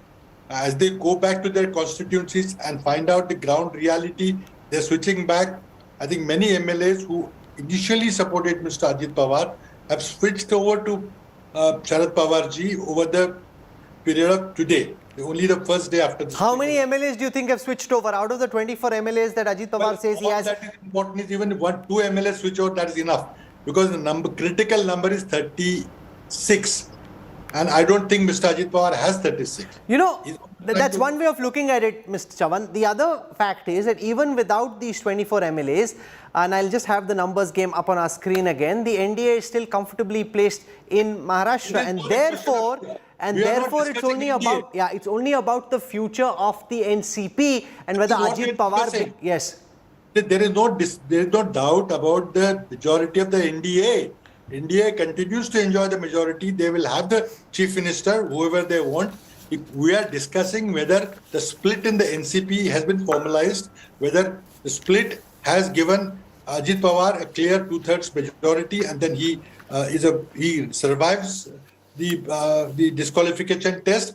But if he doesn't have 2/3 number, he is disqualified. He fails to remain as a member of legislature. No, sure, but the biggest electoral challenge at this moment is the 2024 Lok Sabha elections. And the BJP's calculation is, thanks to the NCP leaders they've now got on their side, 11 Lok Sabha seats are now stronger than they were. At least on 11 seats, Ajit Pawar and the crew that's come with him make the BJP's position stronger in the Lok Sabha battle, which means your effort at forging opposition unity, bringing disparate opposition parties together, has suffered a blow regardless of the future of the NCP. No. I won't argue it that way.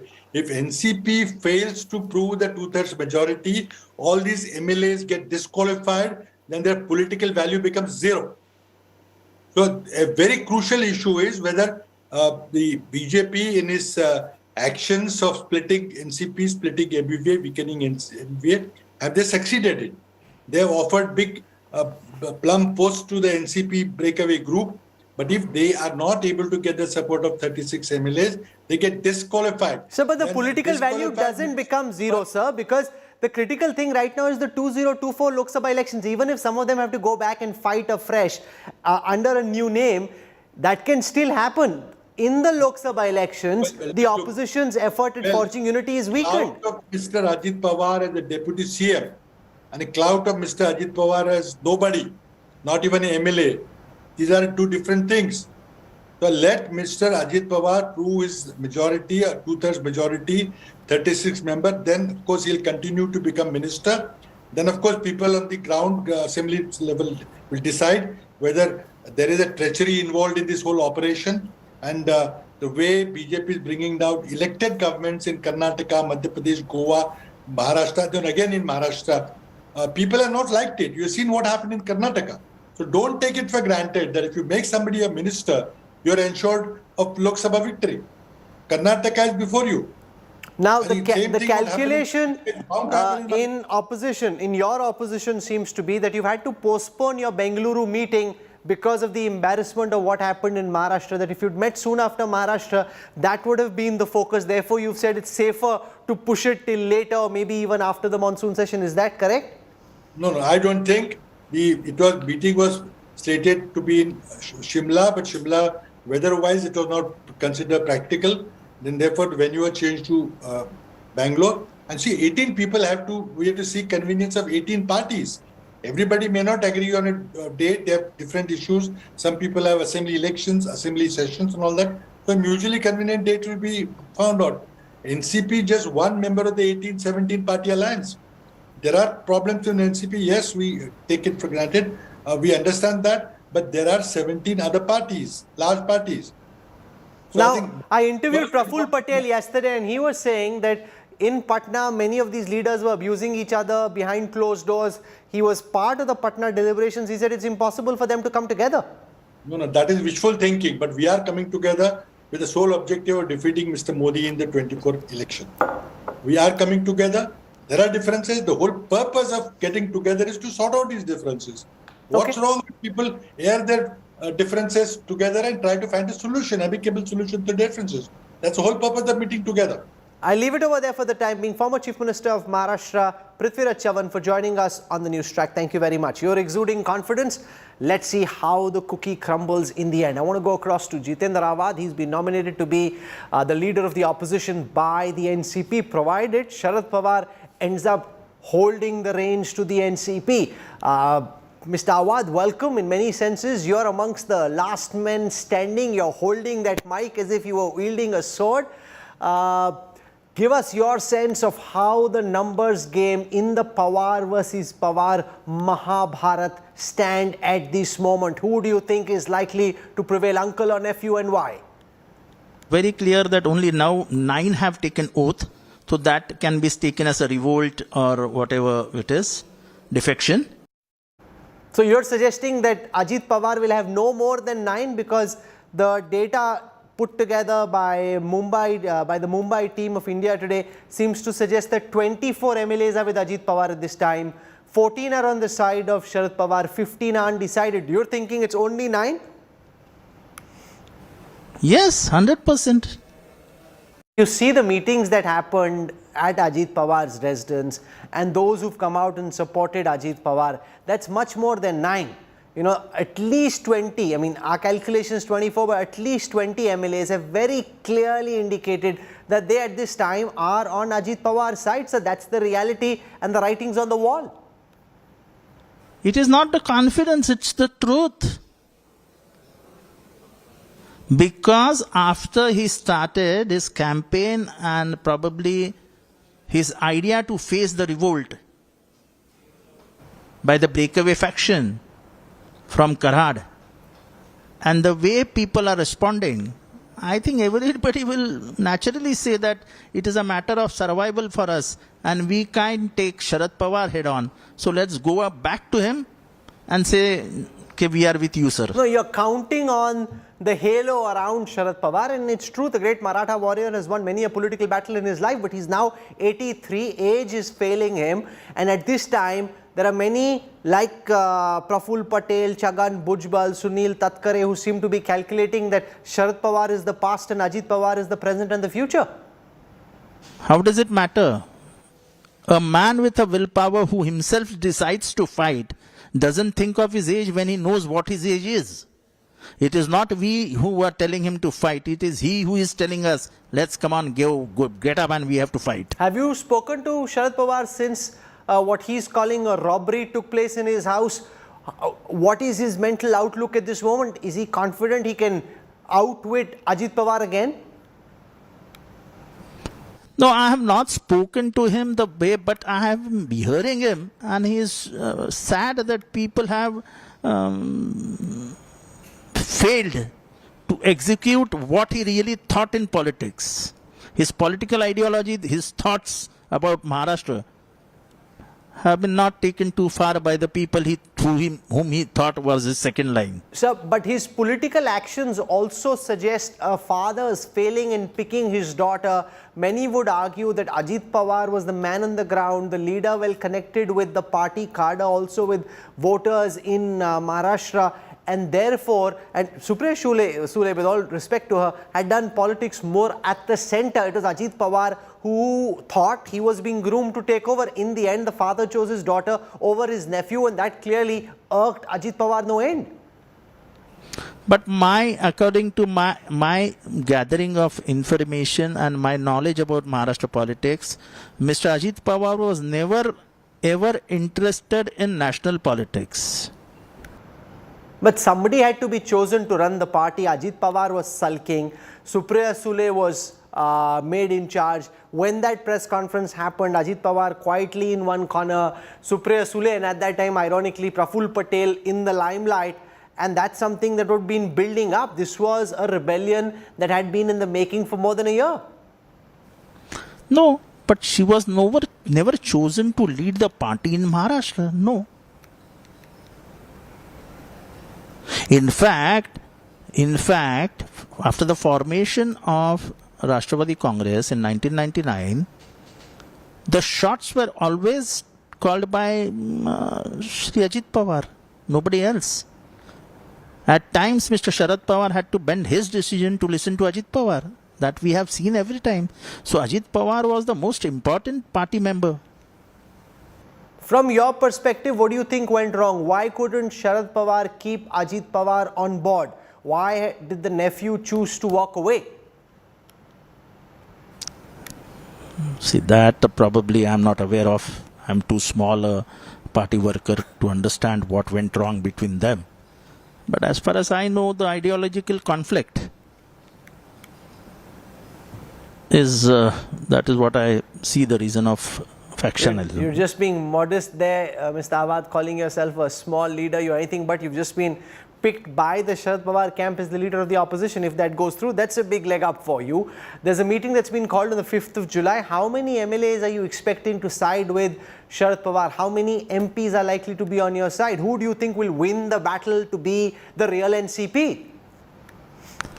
We are not yet on numbers because I am quite influenced by the Supreme Court judgment, which says that it is not legislature party who decides the political party. The political party of the political party formation depends on some other test than the only test which has now been talked on, the legislature party. Legislature party is no test for a political party. Just stay with me for a moment, Mr. Awad. I also want to welcome now India's #1 pollster, Access My India chief, Pradeep Gupta, who's joining us in a moment from now. I'm going to go across to Pradeep Gupta and try and understand from him the impact this will have on the Lok Sabha election. Stay with me for a moment, Pradeep. I want to ask the same question to Jitendra Awad first. What impact do you think, Mr. Awad, before Pradeep answers that question, do you think this whole Mahabharat could have on the Lok Sabha elections next year? It will have a bad impact on people who have on this treachery. People are not happy with the way politics is going on in Maharashtra. This Ayaram, Gayaram kind of politics of before 1985 has been brought back through a backdoor entry. People are not liking it. And I think Karnataka was a good example for it. And you will see better example in Madhya Pradesh also. People are not liking the way the governments are being pulled down. And see, last whole year, Maharashtra was under instability. We are not talking about price rise. We are not talking about unemployment. We are not talking about GDP. We are not talking about anything which interests the common citizen's interest. We are talking about something else which is only political. Without a humanitarian touch in politics, has no meaning at all. Jitendra Awad, I see you're emotional and swelling up, but you know, Chhagan Bhujbal's gone, Praful Patel's gone, Sunil Tatkare is gone. Jitendra Awad is amongst the very few well-known, prominent leaders who are still batting for Sharad Pawar. Why did you pick Sharad Pawar over Ajit? Well, when I started my politics in 1986, as a kid, his ideology is what I adored. And today also I adore him for his ideology. A man who understands the social character of Maharashtra, a man who knows how to treat women and give them their rights, a man who understands Ambedkar and Shahu, a man who follows Phule's ideology. There is no other than Sharad Pawar. And so I am with him. Okay, I'll leave it there. It's an emotional moment for you. Emotions aside, let's see who wins the Pawar play. You're batting for Sharad Pawar. Thank you, Jitendra Awad, for joining us. I want to go across to India's #1 pollster, Pradeep Gupta of Access My India. He joins me now live on the news track. And before I go across to Pradeep, I just want to walk across to the wall and show you the NCP vote share and seat share across elections. So let's take a look at how the NCP as a party in a united form has fared. This is the NCP vote share. We're going back to 1999 when the NCP had 23% of the vote share. Since then, there's been a declining trend, but even at its worst, the NCP has about 16% vote share. So the figure in 2019 was 17%. Remember, this is Sharad Pawar plus Ajit Pawar and the NCP united. This is vote share. Let's now look at the seat share of the NCP. They had 58 seats in 1999. 2004, they were actually in front and ahead of the Congress. That's when Ajit Pawar could have been made Chief Minister, and he felt betrayed because he wasn't made Chief Minister at that time, and neither was he made Chief Minister in 2009. In 2004, in fact, the NCP was the #1 party. It came down to 41 in 2014, and in 2019, the NCP stood at 54 seats. Let's look at all the parties of Maharashtra now. Vote share and seat share. Remember, they fight or have fought in the past as part of an alliance, and therefore it's very difficult to get an actual estimate of the political strength of that party because it's NCP plus Congress. So this is an aggregate vote. But if I were, just for the purpose of this conversation, to break up the party-wise vote share, the BJP in the last assembly election stood at 26, the Congress at 16, the NCP at 17, the Shiv Sena at 17, and others at 25. Let's look at the seat share broken up for the different parties. The BJP at 105, the Congress at 44, the NCP at 54, the Shiv Sena at 66. Pradeep Gupta, it is very difficult to be able to, at this moment when the situation is as fluid as it is, to gauge what the impact on 2014 will be. But you are constantly on the ground amongst the voters as part of your tracker polls. what's the best sense that you can pick up? You're also in Mumbai. From what you're seeing happen around you, if I were to go back to the seat share numbers and the vote share numbers of the NCP, how do you think these two factions are likely to fare in the next Lok Sabha and Assembly elections? Pradeep Gupta. Yeah, so Rahul, there are two very basic thing over here. One is the social, political and psychological thing, and the other is sheer numbers and the arithmetic. So let me go first to the social political scenario.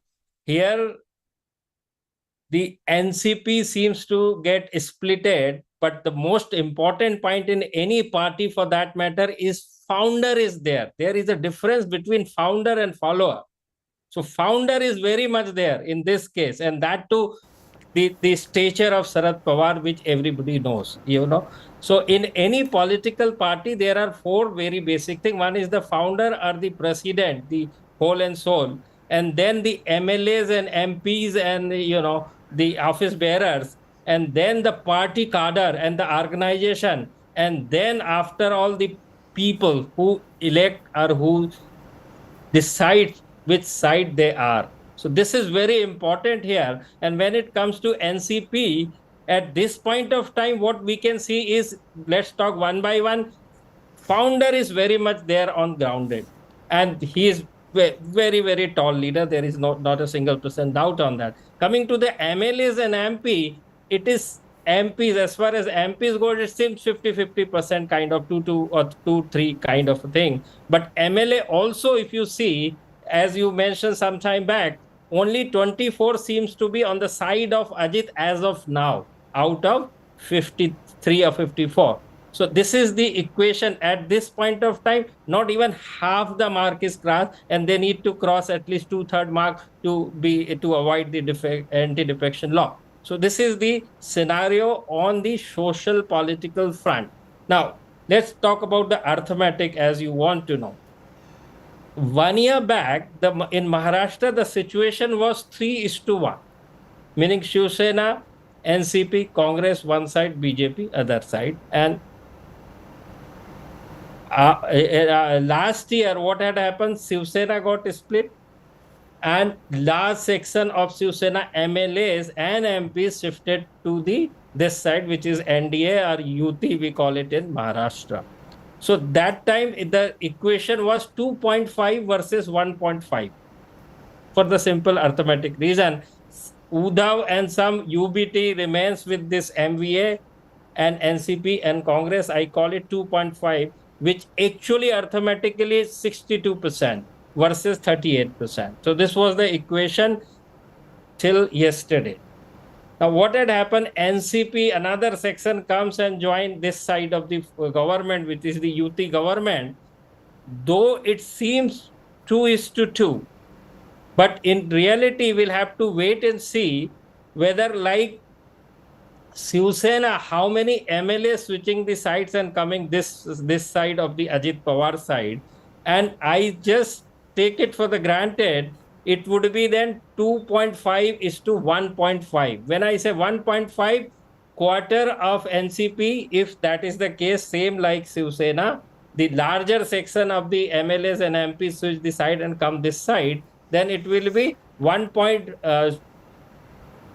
quarter plus quarter and the Congress, which is coming to 1.5 versus 2.5. So this is the arithmetic at this point of time, what you see on the ground. 2.5 versus 1.5 would suggest the BJP benefits. Syed Zafar Islam is joining us, and I'll put this question to him in a moment, but I want you to respond, because the primary concern is, because the likes of Kirit Somaiya, for example, have been doing press conference after press conference alleging that the same people who are now part of the Mahayuti, the NDA in Maharashtra, are actually corrupt, and now they're on the side of the BJP. Does this matter at all? Perception, corruption, fair play, morality? Or do you think jiski lathi uski bhains, if you're strong on the ground, you can bring voters on your side, public perception be damned?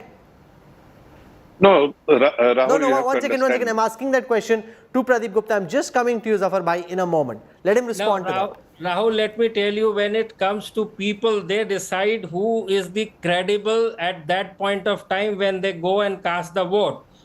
Whoever they found is the credible they go and elect him, or the alliance, here we are talking about the alliance in that sense, what you are referring to 2024. So it is interesting to see how people react to it. The NCP, whether they are with the Sharad Pawar or whether they are with the Ajit Pawar, or when we say Ajit Pawar, it's not actually Ajit Pawar. Actually, it is going to be NDA in 2024. So at that point of time, it will be very interesting to see whether they are with Sharad Pawar and alliance of what you call UPA or Mahagathbandhan or whatever you call it, the opposition side of this thing, the challenger, and one side is the incumbent alliance, which is the NDA. So this will be very interesting to see, and trust me, people always see the performance and the credibility. As I always say, the Vade, Dave, Nirade, based on this, people make their choices. Okay, I'll leave it over there. Pradeep Gupta, thank you for joining us. Pradeep didn't do this, but if I just play amateur cephalogist and do a quick back of the book calculation by a 2.5, 1.5 ratio, the NDA could possibly bag in the range of 30 seats in the next Lok Sabha elections, which is what the Mood of the Nation done by India Today was projecting was earlier being won by the UPA, and therefore this is a complete shift from there. But that's the question. Now, Zafar Islam, respond to Pradeep Gupta, this Vade, Irade thing that he's saying, that people look at credibility, they look at performance, and public perception at some level does matter. You're now taking all those people against whom BJP leaders were doing charges, press conferences. The Prime Minister said last week that the NCP leaders have 70,000 crore rupees of corruption charges against them. Now, most of them are batting for you, sir. Well, Rahul, the party doesn't punish anyone. We can make noise, but it is the responsibility of the legal system, judiciary, as well as the agencies which pursue the cases.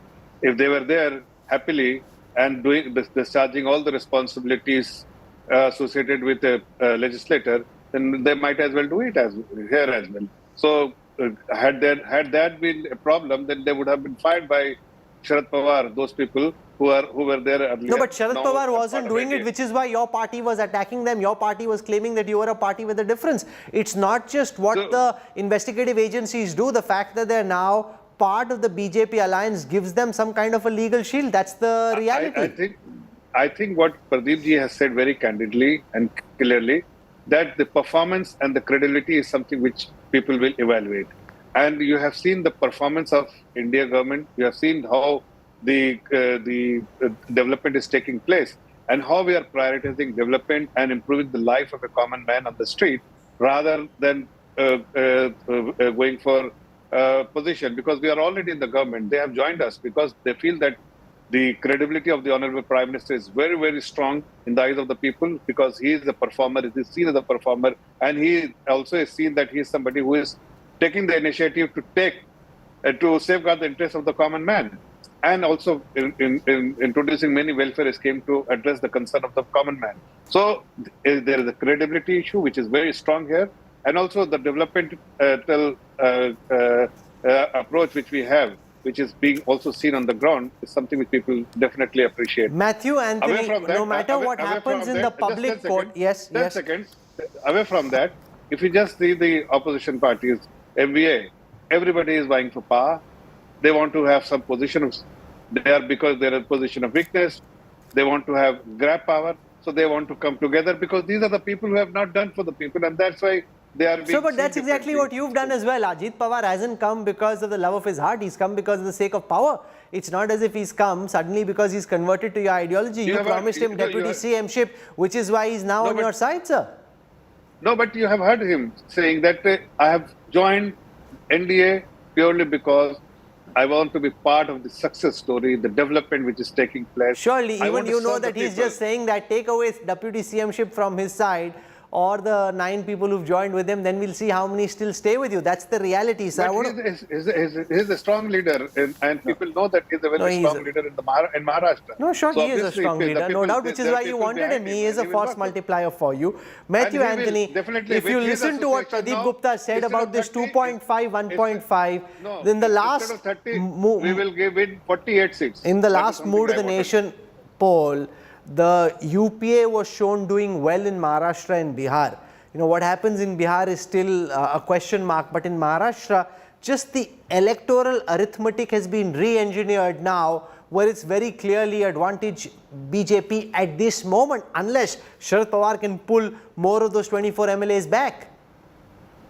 Rahul, thanks for giving me the chance. I've been waiting for some time, but now let me come and address to you on your points. Before the numbers, let me tell you, this is the land of Chhatrapati Shivaji Maharaj, and BJP has backstabbed and broke the bread with two parties which had its origin in Maharashtra. That is one of Bal Thackeray's Shiv Sena and one of Sharad Pawar's NCP. The people of Maharashtra is not going to forgive this, because this is betrayal of its first order. So the kind of order which they are building upon the Prime Minister's image, which is on the taxpayers' money, is falling down apart. And all the liberties which the BJP is taking under the cover of the Prime Minister's branding on the constitutional niceties and democracy is going to hit back onto them. Let's wait, it's only a 12 to 14 months time, let's wait and see the results of that one. And the same BJP and the same Shiv Sena who has been calling out Ajit Pawar, Hassan Mushrif, Chhagan Bhujbal, Praful Patel have now become bed partners. No, that's the morality play. Ultimately, So many of them are strong leaders on the ground. BJP thinks that they've become stronger on 11 seats because of the presence of some of the leaders who've come on board, the likes of Chhagan Bhujbal, Sunil Tatkare, very formidable leaders in their neck of the woods. I'm not disagreeing, but the people of Maharashtra are also watching the betrayals and the backstabbing. This Does Pradeep Gupta, does sympathy matter? Can Sharad Pawar? Of course it matters. Let him answer this. Is sympathy a factor, or is just sheer electoral muscle more important? No, the sympathy is very important factor in people's mind, but it is also important who is contesting as against the sympathy. Whether sympathy is riding on the other side as well by the virtue of the performance and the credibility, that is also very important. So I would say when it comes to Lok Sabha, when the fight is up against the Modi, then things will be different. And when the state election, then things will be, I see at this point of time, Sharad Pawarji's Pallada seems to be bhari when it comes to assembly election at this point of time. Okay. Out of the sympathy, I would say this. Okay, that's an important takeaway from Pradeep Gupta. I want to thank Pradeep Gupta, Zafar Islam and Matthew Anthony for joining us. I want to take a quick look at what's happening in Bihar, where the Maharashtra aftershocks are being felt in Patna as well. Could there be a split in the JDU on the cards? Nothing's happened in the JDU to indicate that MLAs may switch, but we've had the likes of Chirag Paswan, Sushil Kumar Modi, part of the NDA, who are saying that many MLAs are unhappy with Nitish Kumar and that they may switch. Nitish Kumar himself is individually meeting each MLA, trying to ensure that his house stays in order. The tremors of the political quake in Maharashtra are being felt all the way in Bihar. RJD को छोड़कर आने के बाद जब उनके 45 MLA चुनकर आए थे नीतीश कुमार जी की, उसके बावजूद भी मतलब उनको मुख्यमंत्री पद दे दिया था, लेकिन कुछ दिनों के बाद वो फिर आरजेडी के पास चले गए। तो इसीलिए एमएलए में, विधायकों में नाराजगी है और बिहार में भी इसी तरह का बंड हो सकता है। On Sunday, Bihar CM Nitish Kumar met his MLAs. हम लोग एकजुट रहें, माननीय मुख्यमंत्री जी ने यही कहा कि हम लोग एकजुट रहें और पार्टी जो काम कर रही है उसको आगे बढ़ते रहना चाहिए। कहीं कोई परेशानी है तो फिर हमको बताइए। न सीआईडी है, न कोई गबन का आरोप है। सब पर जो कुछ हो, लेकिन नीतीश बाबू का ही नाम विपक्ष नहीं बोल रहा है, अमित शाह भी नहीं बोल रहे हैं, न प्रधानमंत्री बोल रहे हैं। तो नीतीश बाबू योग्य भी है और हर गुणवत्ता उनमें है। State BJP president said the cat among the pigeons by declaring that several leaders from Nitish Kumar's JDU were willing to defect because they were unhappy with the Bihar CM. Bihar की जनता नीतीश कुमार जी को एक घंटा मुख्यमंत्री नहीं देखना चाहती और विधायकों में डर पैदा हो गया है कि अब नीतीश कुमार जी के साथ रहेंगे तो नैया मेरी डूब जाएगी। The political chatter in Bihar went into overdrive with this admission by the JDU president Lallan Singh. 7,000 crore रुपए के घोटाला में एनसीपी के नेता फंसे हुए हैं। तो वो जितने थे सब तो वॉशिंग मशीन में चले गए। ये डर दिखा के लोगों को भयभीत करके धन बल का प्रयोग करके ये सब काम करते हैं। Other Bihar netas also fueled the fire. मुख्यमंत्री तो जनता के बीच जाते नहीं और जब जब गए उनका भी विरोध ही हुआ है। ऐसे में एक असंतोष मुख्यमंत्री नीतीश कुमार जी की पार्टी में है। बहुत जल्द जनता दल यूनाइटेड में भी एक बड़ी टूट संभव है। As reports of a Bihar rebellion gained steam, BJP neta and former Deputy CM Sushil Modi declared that the party's doors were closed for Nitish Kumar. Nitish Kumar के बारे में तो पहले ही अमित शाह जी ने साफ कर दिया है कि किसी कीमत पर नीतीश कुमार को हम स्वीकार नहीं करेंगे और से वो नाक भी रगड़ेंगे आकर बीजेपी के दरवाजे पर, तो भी बीजेपी कभी नीतीश कुमार को भी स्वीकार नहीं करेगी और नहीं ढोने के लिए और भविष्य में तैयार है। Ahead of 2024, will Maharashtra coup rewrite political equations in other states too? Bureau Report, India Today. We'll keep tracking the political drama as it plays out in Maharashtra. I'm slipping into a break. When we come back, violent protests in France continue for the 6th straight day. Remember, in a few days from now, Prime Minister Modi will be the chief guest at the Bastille Day celebration. So we'll get your ground report from Paris when we come back on the other side of a quick break. But the police officers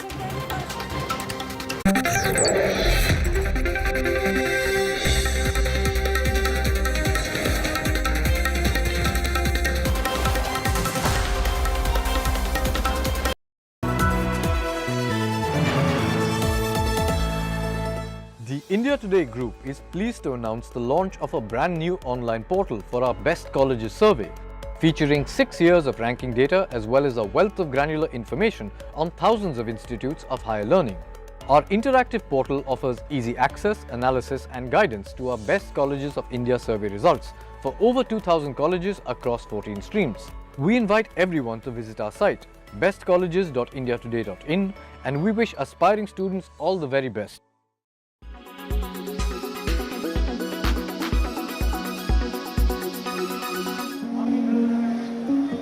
People often donate heart and eyes, but now you can also donate your skin.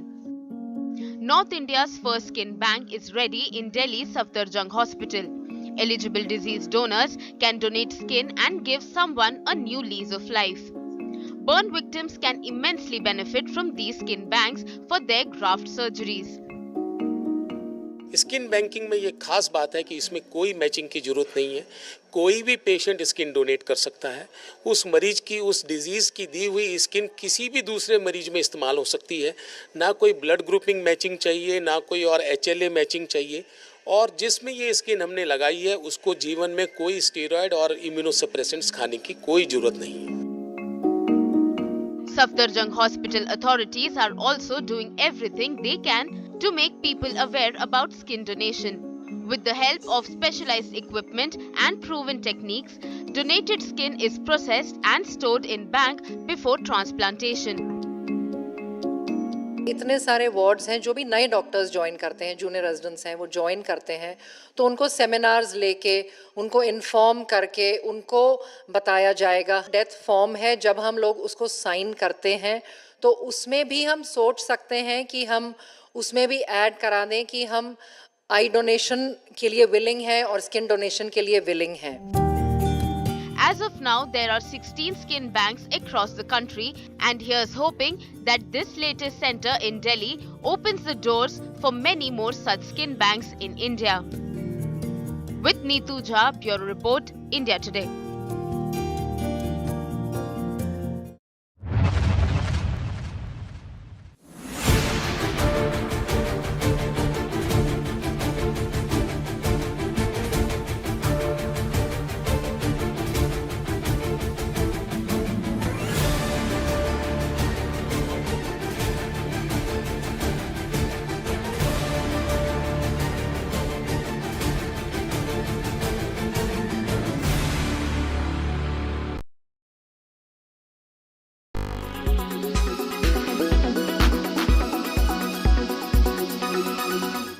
Make your media plan smarter with India Today Live TV on your connected devices.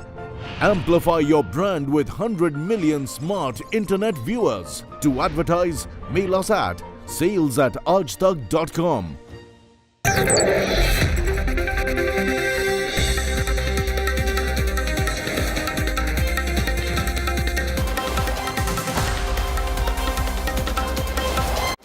Violence and protests have been raging across France for nearly a week now. The Macron government has banned demonstrations in some cities and deployed thousands of police personnel. But the situation seems to be spiraling out of control.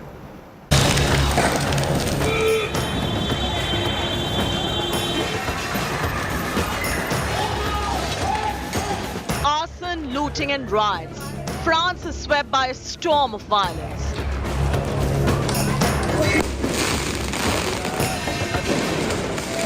Amidst the flare-up, visibly anguished, hundreds of mourners took to solemn procession from a mosque to a hillside cemetery to bury 17-year-old Nahel, whose killing by police has triggered days of rioting and looting across the nation.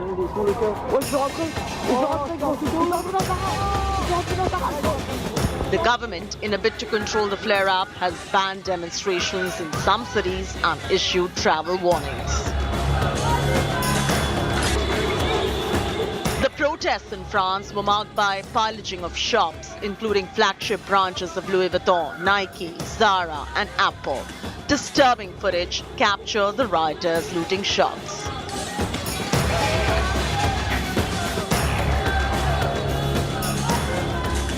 The protests are going to end soon, or at least an organized kind of protest. So it might be more random attacks during the day or the night to buildings and cars. But I think if it's going to finish, I think everything is going to finish.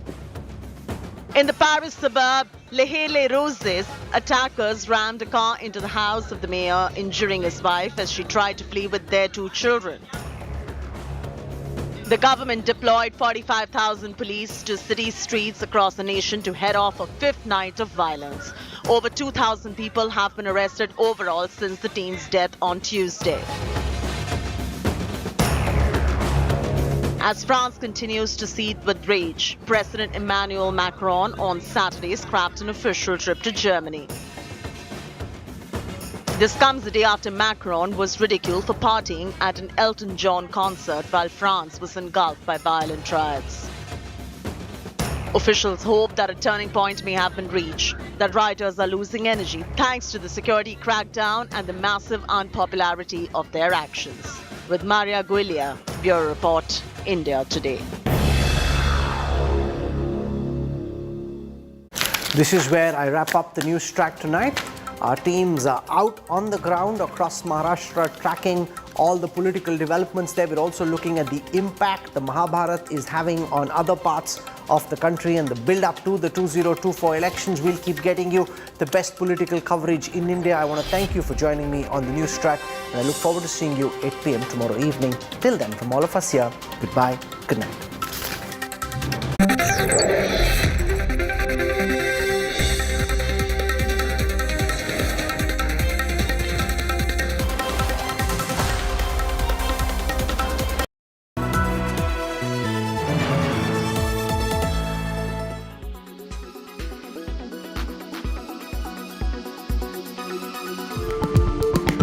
So how does one log off? Limit yourself to one screen at a time. Spring clean your social media accounts. Use apps to bolster self-control. Don't charge your phone near your bed. Set time boundaries in usage. Use your gadgets thoughtfully. Think about whether you actually need to use your laptop or whether you need to use your phone. Is there any work really, or just using it mindlessly? Do you really need to watch TV, or you'd rather go for a walk or even take a nap, which is actually more relaxing, more refreshing? If you ask an average person, they'll say, oh, I'm on social media for about 10-15 minutes or maybe a little bit more in there. I'm not typically there. But if they start actually analyzing their time, and there are apps and features available on these gadgets, they then come to realize that I was putting so many hours more. Prioritizing offline relationships and getting a glimpse of what real life offers brings real joy. Try it.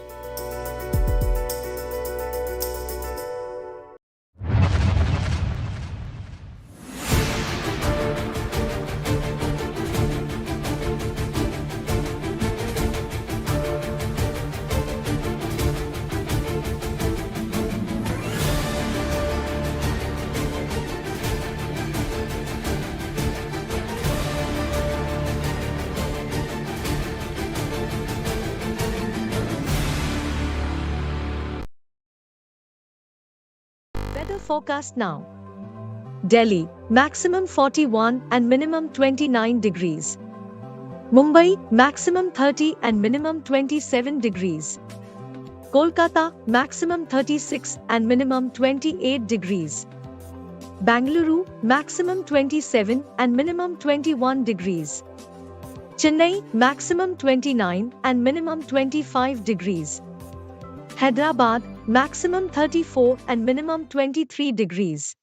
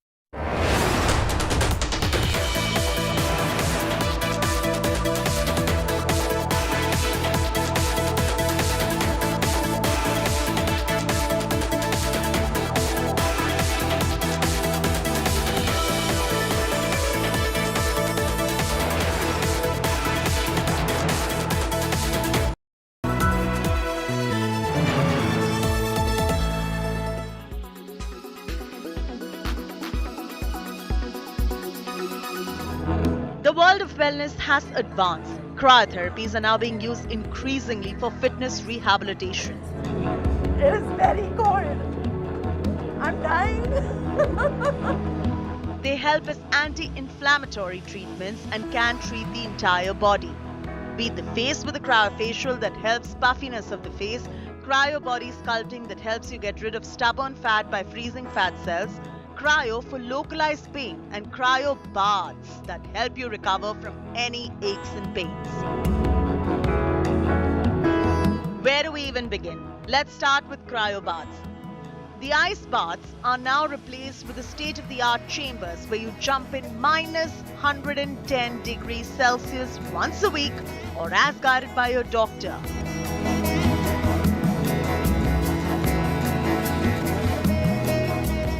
All of this to tackle inflammation in your body or specifically for a post-workout recovery to help your muscles recover.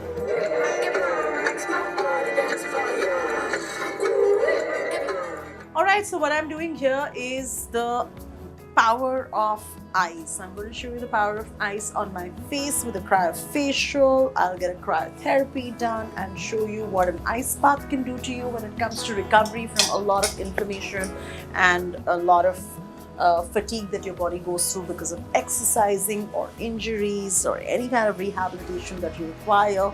And of course, what I'll be doing is a localized cryo treatment in this sequence where we're going to show you the power of ice in a wellness setup. First, I'm going to start with a lovely refresher because why not? Summer/monsoon is here. I would love a refresher for my face. So let's see how the power of ice really changes my skin. Depends on which center you're doing this and the technology that they're using. One session of this refreshing yet freezing cryotherapy will cost you anywhere between 5,000 to 12,000 rupees. Cryotherapy is excellent for pain relief. The variety of conditions they're being used for include fibromyalgia, chronic fatigue syndrome, post-workout recovery, aches and pains, inflammation in the body, osteoarthritis, amongst many others. Just in case you're not very keen on the full body cryo or the cryo bath and have highly localized pain, it can also be treated with the help of this machine at a wellness clinic. Are you worried you're going to be catching a cold or freeze inside? Actually not. Here is why. Whole body cryo helps release endorphins or feel-good hormones straight after the treatment, and it is perfect for anyone who needs a quick lift me up. Celebrities are making this chilling ice therapy quite popular. Will Smith, Alicia Keys, Mandy Moore, Demi Moore, the New York Knicks, Jennifer Aniston, Jessica Alba, Cristiano Ronaldo, Daniel Craig are just few of the celebrities who have raved about it on their social media handles. In New Delhi, Chaiti Narula for India Today.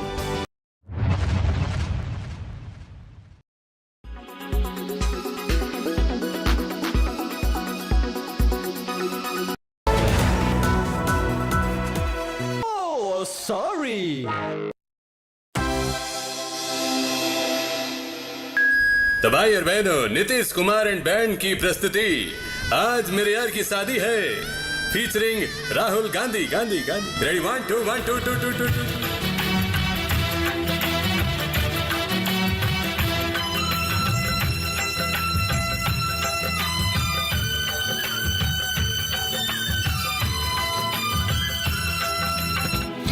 तुमको बागडोर थमा दी है, तुमको बागडोर थमा दी है, door थमा दी है, तुमने उम्मीद बढ़ा दी है, तुमको बागडोर थमा दी है, तुमको बागडोर थमा दी है। लगता है गठबंधन को एक राह दिखा दी है, तुमको बागडोर थमा दी है, तुमको बागडोर थमा दी है। वक्त की ये जरूरत आएगा शुभ मुहूर्त, देखो सारे जमा है, ठाकरे शरद और राउत, ठाकरे शरद और राउत, खुशी से झूमे है मन, बना है ये गठबंधन, कैसे संजोग मिले हैं, सारे हम लोग मिले हैं, सारे हम लोग मिले हैं। इस गठबंधन ने मोदी सरकार हिला दी है, तुमको बागडोर थमा दी है, तुमको बागडोर थमा दी है, तुमको बागडोर थमा दी है, तुमको बागडोर थमा दी है। Good evening, viewers. Let's take a look at the weather report across the major cities this evening. Thiruvananthapuram is at 27 degrees Celsius with an AQI of 28. Mumbai is at 31 degrees Celsius with an AQI of 101. Panji is at 28 degrees Celsius with an AQI of 76. Ahmedabad is at 34 degrees Celsius with an AQI of 74. Bhopal is at 31 degrees Celsius with an AQI of 53. Jaipur is at 34 degrees Celsius with an AQI of 75. Delhi is at 37 degrees Celsius with an AQI of 185. Srinagar is at 16 degrees Celsius with AQI being 52. Lucknow is at 34 degrees Celsius with an AQI of 144. Patna is at 33 degrees Celsius with an AQI of 195. Kolkata is at 36 degrees with an AQI of 144. Hyderabad is at 29 degrees Celsius with an AQI of 131. Bangalore is at 24 degrees Celsius with an AQI of 57. Chennai is at 30 degrees Celsius with an AQI of 81. This is all we have for you in this segment. Hope wherever you are, you find favorable weather around you. Keep watching India Today for all the weather updates with me, AI Sana, all through the day. Co-presented by Star Health Insurance, the health insurance specialist. Co-presented by JK Tyre Ranger Series, stay wild at heart. Co-presented by Hayfler, let's reimagine. Powered by NECC, Sunday Hoya Monday, Rose Khao Monday. Co-powered by Watcho OTT, Super App. One है तो done है.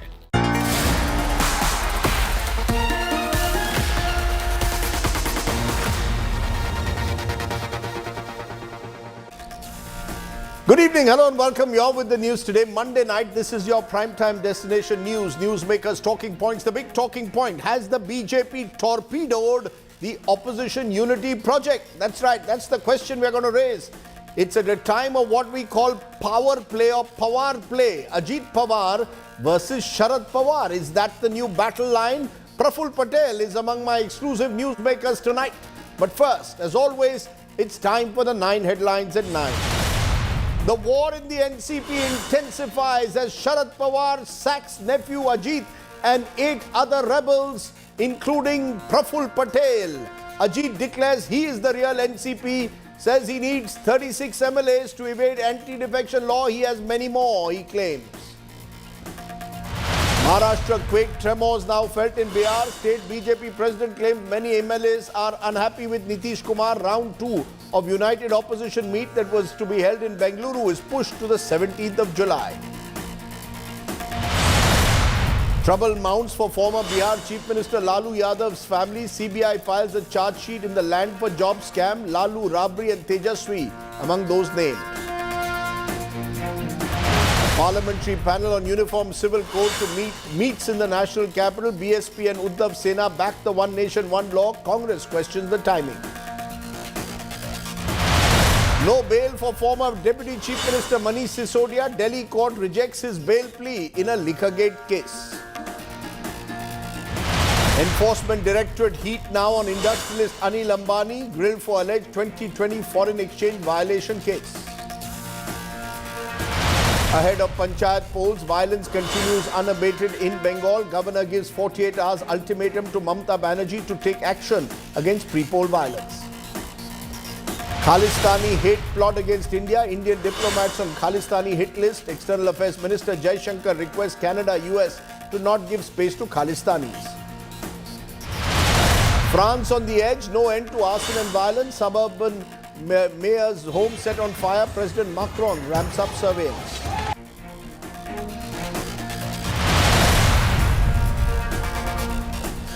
The big story: a day after Ajit Pawar pulled a Maha surprise and took oath as the new Deputy Chief Minister of Maharashtra, the Pawar versus Pawar battle is now escalating. Today, Sharad Pawar expelled 2 of his key aides, Praful Patel and Sunil Tatkare, from the party, Patel being held as the mastermind of the revolt plot. Ajit Pawar, though, claims that he is the real NCP and a majority of the MLAs are with him and not with his uncle Sharad Pawar. The big story: the power play in Maharashtra and its implications for the state and national politics. A battle of perception. A battle of numbers. A battle of the Pawars. A day after Ajit Pawar pulled a Maha surprise and took oath as new Deputy CM of Maharashtra, the war over who's the real NCP is peaking. A day after he made it clear he did not approve of the rebellion, NCP chief Sharad Pawar, in a symbolic message to his rivals, visited the memorial of his mentor and state's first CM, Yashwant Rao Sawan, in Karad. The NCP patriarch blamed the BJP for the crisis in his party. Bharatiya Janata पार्टीच्या माध्यमातून समाजामध्ये जातीमध्ये धर्मामध्ये एक प्रकारचं वेगळं वातावरण तयार करण्याचा प्रयत्न केला जातो. Sharad Pawar isn't holding back. He's cracked the whip now.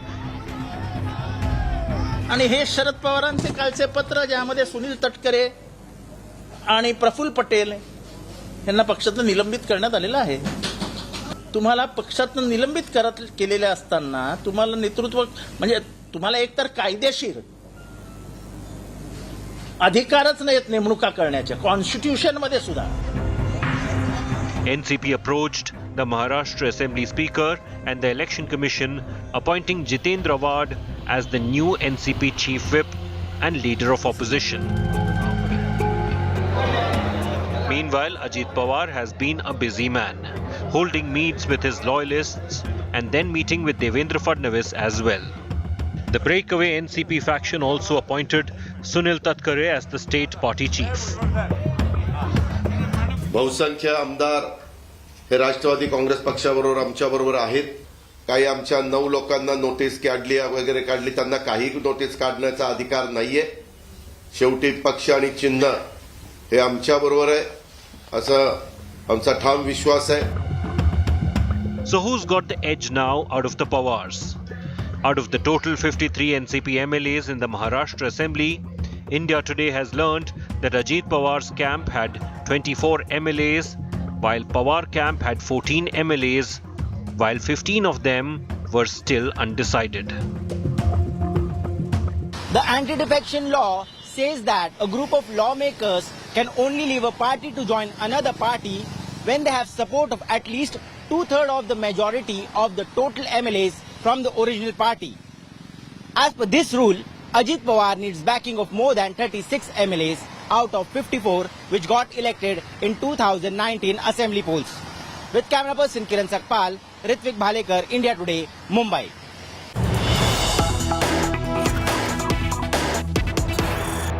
Joining me now is our newsmaker tonight, NCP leader and the former Union Minister Praful Patel joins me. Appreciate your joining us, Mr. Patel. The big question, till yesterday morning you were seen to be Mr. Pawar's closest ally aide. Today you've been expelled from the party by the same Mr. Sharad Pawar for anti-party activities. What has suddenly happened? Why did you decide to leave your mentor, your friend, your guru?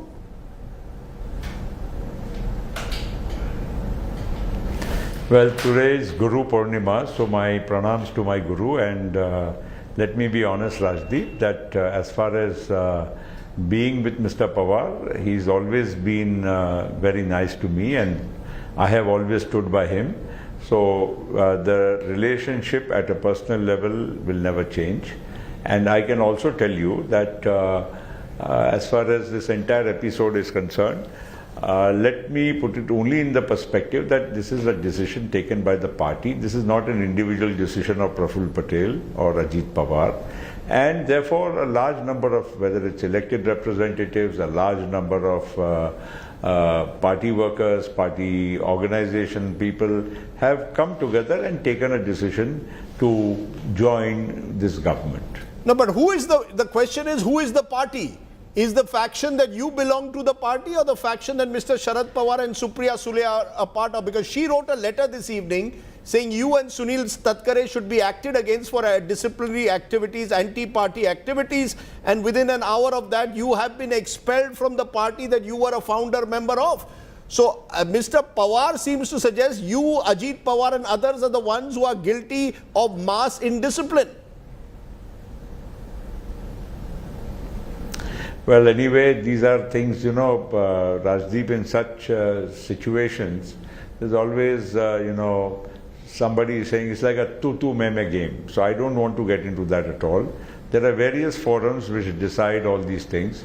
Let's leave it at that. No? The fact, as I'm saying, is that without being a vast majority of people who supported a decision of this kind, do you think we would be a part of a government? After all, whether we have taken a step and the people who have accepted us for taking that step would not be doing such things without having the background prepared to take such a decision, isn't it? No, but is it the vast majority? I mean, how many MLAs do you have out of the 54 NCP MLAs? How many are with you? Let's be very clear. You are saying vast majority are backing your action. Mr. Pawar seems to indicate that's not true.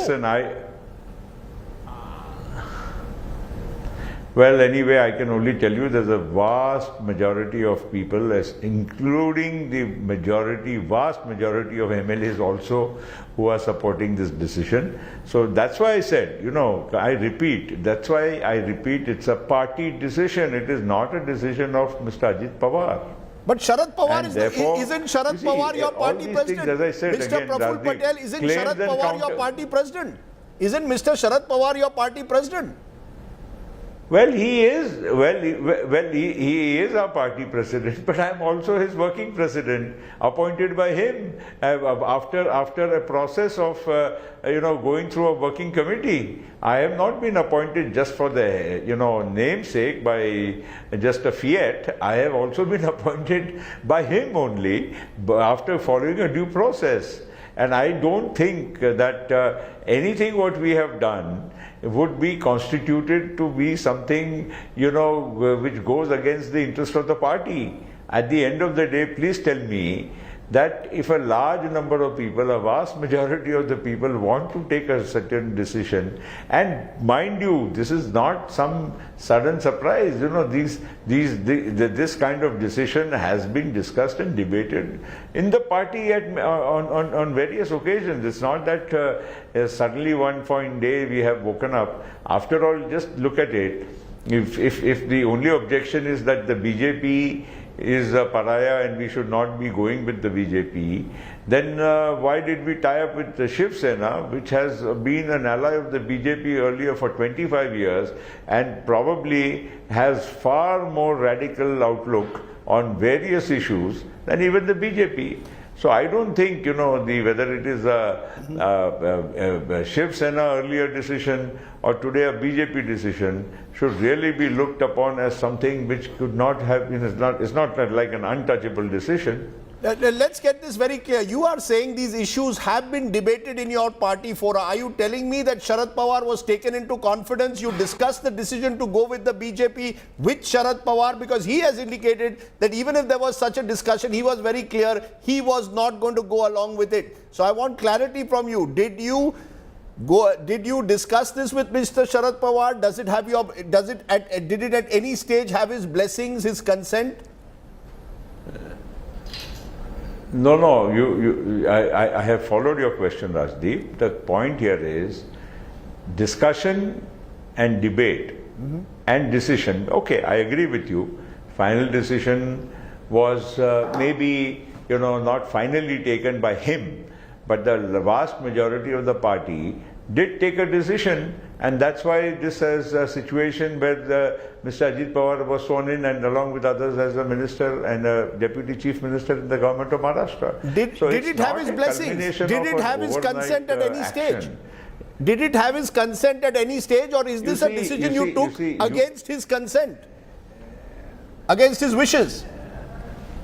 Well, I don't think I don't think I will speak too much about Mr. Pawar's role in as many ways as, because you see what happens is, I will not want to enter into a debate or a unsavory discussion as far as Mr. Pawar is concerned. Well, I leave it to you and your discretion to understand what I am trying to say, but I would only say that there was discussion and debate on this issue on various occasions, and also the fact that if we can go with the Shiv Sena in the past, we can align with the Shiv Sena for a pre-poll alliance for the future. We can also look at working with the BJP. I don't think there is any much difference ideologically or otherwise between the BJP or the Shiv Sena. But let's get this clear. You were 10 days ago in Patna with Mr. Pawar and Supriya Sule as part of the Mahagathbandhan meeting, the opposition meeting that was going on. I want to understand from you, what made you all decide then 10 days later to go with the BJP, or today to go with the BJP? You're saying this was discussed, there was a dialogue. I want to understand what is the main compulsion that led you to go with the BJP and not be with the opposition, of which you were part of only till the other day? Well, I certainly did attend the Patna meeting. Mr. Pawar as the president and Supriya and myself as working presidents did accompany him. And I can also tell you that whatever I saw there doesn't inspire confidence at all. These 17 parties, and I'm not trying to say that the first meeting is the last meeting, which makes all the difference, but you can see, you can sense. I've also been in politics for so many years. I've been in parliament since 1991. After 32 years, if I don't understand the pulse, I have also seen the governments of Deve Gowda and Gujarat. I have seen the government of VP Singh and Chandrasekhar ji. I have seen Seen means as a citizen, the government of Morarji Desai and Charan Singh. So these are all, many instances of such experiments in the past. And today the people are very clear. You see elections, people want to vote decisively, one way or the other.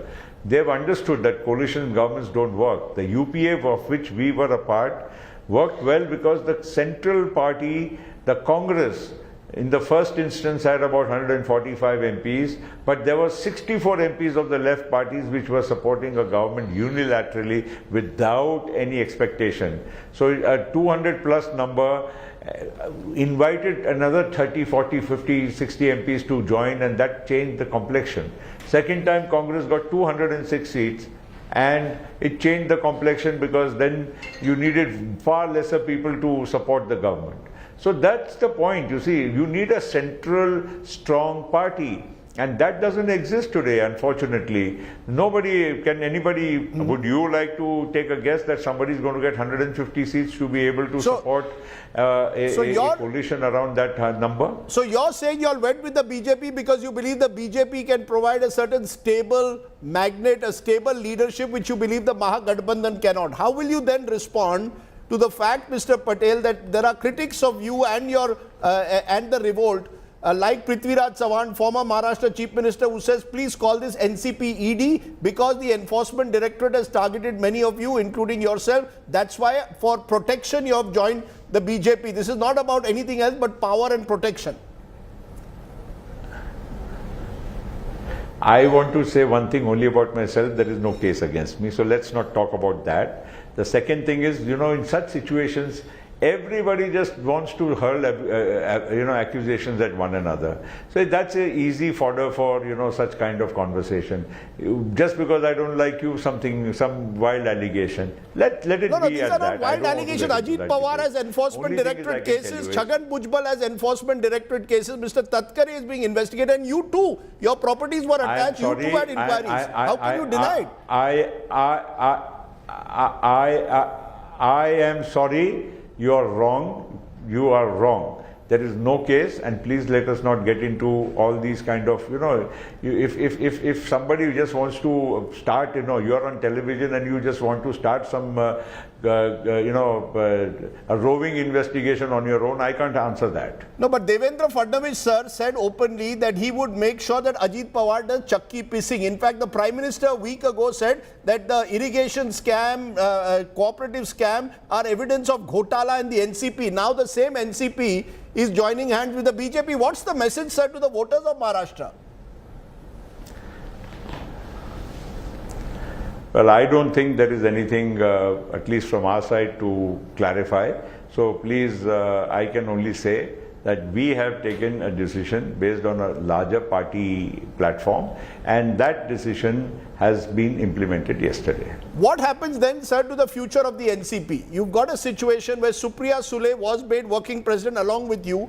Now we are told that you have dismissed Jayant Patil as the Maharashtra NCP president. Sunil Tatkare has been made the president. Ajit Pawar is likely to take over the party. What happens to the NCP? Will the NCP survive, or will we now have a battle for NCP symbol, party offices? You will battle your own guru on all these issues?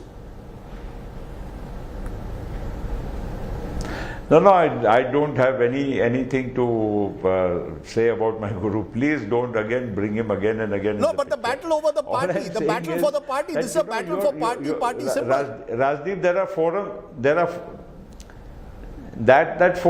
are forums to decide all that. Na? This is not to be decided by you and me on television. Na? That will be based on hard facts, that will be based on certain principles which are laid down, and that will be established in due course. That you and me sitting here cannot give you a number, an estimate of what that answer of or what that adjudicating authority will decide. So my point here is, we would like to see that still we remain one united family. Nobody is wanting here to say that our house should be divided. You may see differences for a few days. Maybe what makes you think that tomorrow we could all not sit together and say, all right, something has been decided. Maybe we all go along with that. No, 1 minute. You're telling me something very important. You're not ruling out. You're not ruling out the possibility that Mr. Sharad Pawar, Supriya Sule, Ajit Pawar, yourself, Chhagan Bhujbal, all of you come back together in one happy family? You're not ruling that out? Why should I rule it out? Why can't we all go along with the decision taken? We could always all say, all right, fine, that's all right, we can all work together, in whatever, sometimes there are always two views. I'm sure in your editorial meetings you all have different views, and sometimes you disagree, but at the end of the day you come out as like a happy, smiling family, isn't it? So that could happen in politics, it could happen anywhere, in any sphere of life. But but an editorial meeting is not a political party. I think the people of Maharashtra want to know, is the NCP going to hold together, or are there going to be two factions, NCP Sharad Pawar, NCP Ajit Pawar, one aligned to the BJP, one aligned to the Congress? Well, I think, we are assuming too early what will happen tomorrow. So I don't want to hazard I'm not a fortune teller that I know exactly what will happen after a week, 15 days, 1 month, 2 months, or whatever the time frame. Let's wait, let's see. As of now, whatever decision has been taken as a party. We stand by it, and we hopefully accept and implement things as they go along. One final question. There is talk that you are the link between Delhi and Mumbai. You are being called the mastermind of what has happened, and there is even talk that you could become a minister if Mr. Modi decides to expand his cabinet. Are you the mastermind? Are you the person who is the link between Amit Shah and Mr. Modi on one side and the Maharashtra NCP on the other?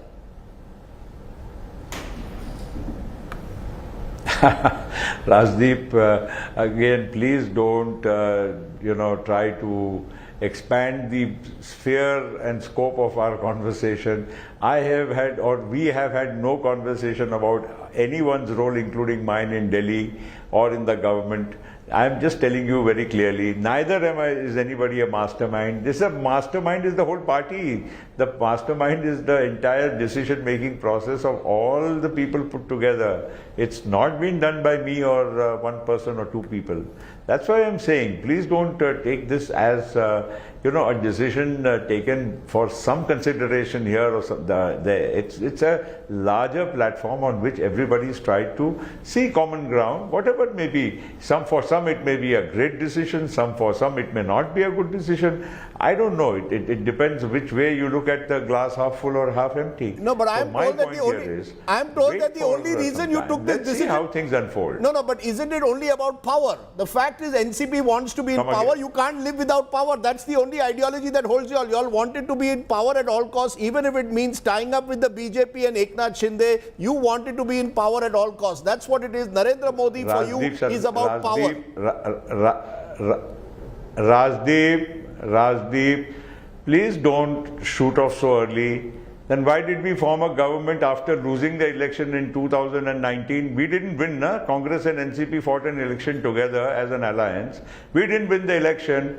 Shiv Sena and BJP formed a government together. I mean, they had fought an election together. They were to form a government. They had differences. We ultimately went with somebody. Just why? Because ideology or for power? Okay.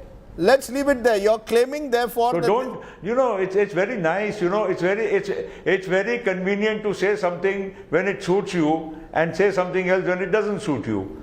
Okay, Praful Patel, you're in a combative mood. We'll wait and see how this plays out with your guru and the shishya over the days ahead. I wish you well. No, I'm not in any mood. I'm in a very nice mood. Okay, I hope so. I wish you well. Thank you very much, Praful Patel, joining me there from the NCP. Thank you.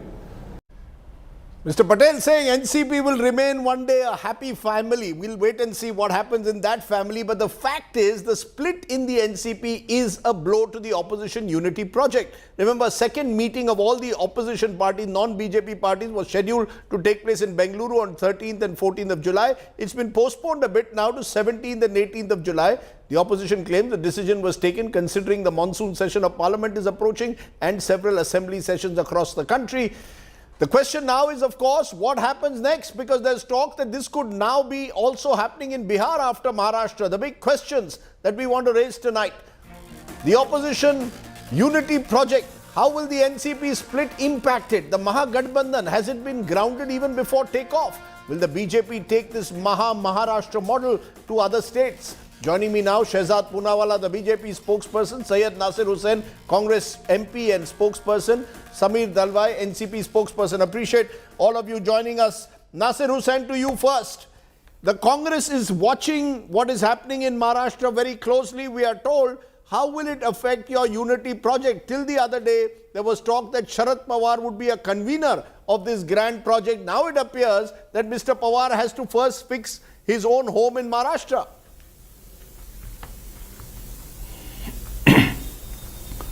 Rajdeep, after the big defeat for BJP in Karnataka and the efforts by Congress Party and other leaders to build a grand opposition unity, I think the Bharatiya Janata Party is completely rattled. For them, the only way is to break opposition parties, form new government, de-establish new government, which they have been doing in the past. Opposition unity will be intact. Shiv Sena was split by Bharatiya Janata Party by the use of by misusing central agencies. They have done the same thing with NCP now. Our friendship, our alliance partner, the original Shiv Sena, the original NCP will be the part of the opposition unity, will part of the coalition that we are trying to form. There will be no difference whatsoever BJP tries to do in different state. One. Two, people have started thinking what will be the result in Maharashtra, how will it affect the results in Maharashtra. I think I just have one example to tell. There was a coalition government in Karnataka formed by Congress and Janata Dal. The same BJP de-established the government there by poaching away about 17 MLAs from both Congress Party and Janata Dal. They formed the government. We campaigned, we went to the people. After 3.5 years, there were elections. And the people of Karnataka showed BJP their place and they voted against these kind of politics. I think the same will happen in Maharashtra, the same will happen in 2024 elections. So you're saying Operation Lotus, which you are claiming happened in Karnataka, benefited the opposition. You're saying the BJP's decision to break the Shiv Sena, now break the NCP, will rebound against it. Shehzad Poonawalla, respond to that, because there is a sense that here is the BJP which says that we are anti-corruption and then takes on board the same people against whom you ran an anti-corruption campaign. What's the message? Sam, Dam, Danda, Bhed, BJP will do anything to break the opposition parties. That's what the opposition claims. Let me start by your question first and then get into answering Nasir Hussain's question. Yeah. If your argument is that we are using the ED to get people on our side with corruption charges on them, Jayant Patil has corruption charges on him. How come he's not on our side? And Dilip Valse Patil has no charges on him. But let me give you a specific example because you like specific facts. Pratap Sarnaik, whom we took into our fold. Pratap Sarnaik's case, the TOPS case, the closure report was filed by EOW Mumbai Police in December 2021. Uddhavji was in power. When December 2022, our government was there, June 2022, our government came into power, we stood up in front of the High Court before ED and we said the case will continue. No continuation of the case will be stopped. It's a report filed by Vidya. Now let me complete my point. I have to answer a few points from Nasir. No, one minute. No, you must answer this because you see, it's very easy to say that that we have nothing to do with the enforcement agencies. Did I not give you a fact? No, 1 minute. I'll give you facts. Can you contest my fact? Now I will ask you to contest a fact. Listen to Devendra Fadnavis and Prime Minister Modi. They spoke, and Prime Minister Modi spoke just a week ago about the NCP. Devendra Fadnavis specifically about Ajit Pawar. Listen in, and I want Shehzad to respond. Sure. घोटाळ्यामध्ये अजितदादांची अवस्था आम्ही काय करणार? आमचे नाथाभाऊ खडसेंच्या भाषेत सांगायचं झालं तर आमचं सरकार आल्यानंतर अजितदादा चक्की पिसिंग पिसिंग पिसिंग एंड पिसिंग. ये विपक्षी दल किस चीज की गारंटी है? ये दल गारंटी है भ्रष्टाचार की. अगर मैं एनसीपी की बात करूं तो एनसीपी पर भी करीब 70,000 करोड़ रुपए के घोटालों का आरोप है. महाराष्ट्र स्टेट कोऑपरेटिव बैंक घोटाला, महाराष्ट्र सिंचाई घोटाला, अवैध खनन घोटाला, इनकी लिस्ट भी बहुत लंबी है. इन पार्टियों के घोटालों का मीटर कभी डाउन ही नहीं होता।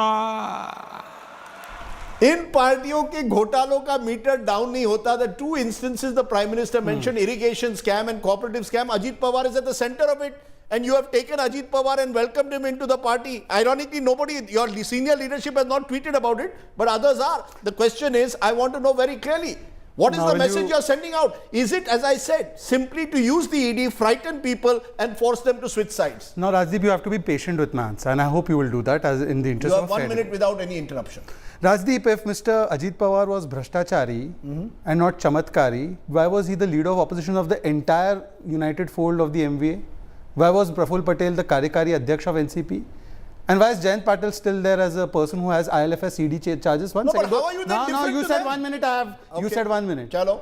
How There's are you the different to 1 them? minute you said. Jumbo COVID scam, 12,000 crore CAG has said about Uddhav Sena. They have looted BMC.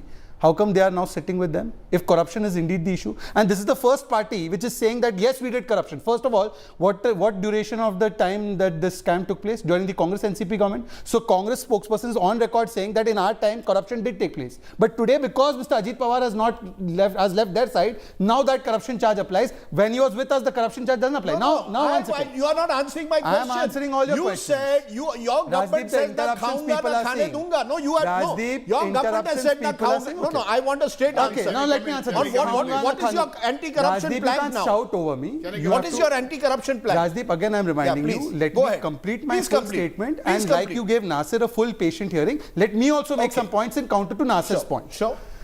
The test tone or the touchstone of Na Khaunga Na Khane Dunga is this report filed by Vidya that Mumbai police under Uddhav Thackeray closed the case against Tops, against Mr. Sarnaik and ED. And I'm reading out. ED plea in Bombay High Court against closure of Tops case by Mumbai police, exclusive by Vidya, dated 14 December 2022. And therefore, if there's any case against anybody, it will continue. This is Modi's... It will continue against Hassan Mushrif, against Chhagan Bhujbal, against Ajit Pawar. Cases will continue. You have to now... No, answer straight. I'm asking answering, straight but you are heckling me. No, I'm not. Now you're getting into Nasir's zone. No, sir, you're not answering my question. I'm answering. Yes. Rajdeep, जिसके खिलाफ जो case है, वो case जैसे पहले चल रहा है, वैसे चलेगा. Why make them ministers? No, who has made anybody minister? Hassan Mushrif, whom Kirit Somaya, your own BJP leader, said was one of the most corrupt politicians. Now you're constantly changing the goalposts, but you're not letting me answer the questions of Nasir Hussain. But one second. Nasir later. But you give me a chance to answer those questions also. Okay.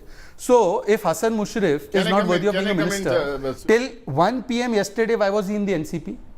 In Sharad Pawar's faction? Till 1 second, now Rajdeep, don't interrupt. Till 1 p.m. yesterday, why was the working president of Sharad Pawar's faction, Mr. Praful Patel?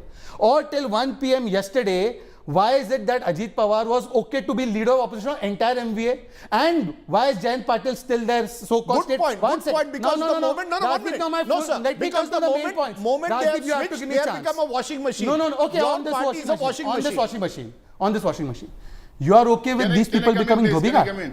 Uddhav सेना ने हमारे साथ चुनाव लड़ा, मोदी और फडणवीस के नाम पे वोट लिया और पूरा पार्टी लेकर चले गए कांग्रेस एनसीपी के साथ. बाला साहब ठाकरे को धोखा देकर वो धोबीघाट चलेगा आपको. 1 second, now please listen. Chhagan Bhujbal कहां से आए थे? शिवसेना से ना, एनसीपी में थे ओरिजिनली. कौन सा वॉशिंग मशीन था? धनंजय मुंडे कहां से आए थे? बीजेपी से ना. कौन सा वॉशिंग मशीन था भाई साहब? ये आपका वॉशिंग मशीन चलेगा. और मैं आपको बताता हूं, चक्की पीसी no Rajdeep, please you give me 30 seconds more. Rajdeep, 30 seconds. You are being very unfair with me today, very unfair. Rajdeep, he said splitting the opposition, breaking the opposition.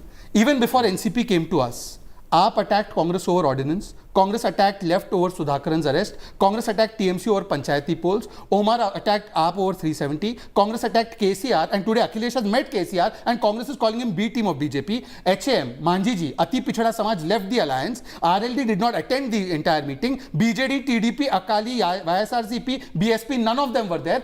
Is this our doing? Chalo, forget this. One question to Nasir Hussain. ये अभी बोल रहे थे original सेना हमारे साथ, original NCP हमारे साथ.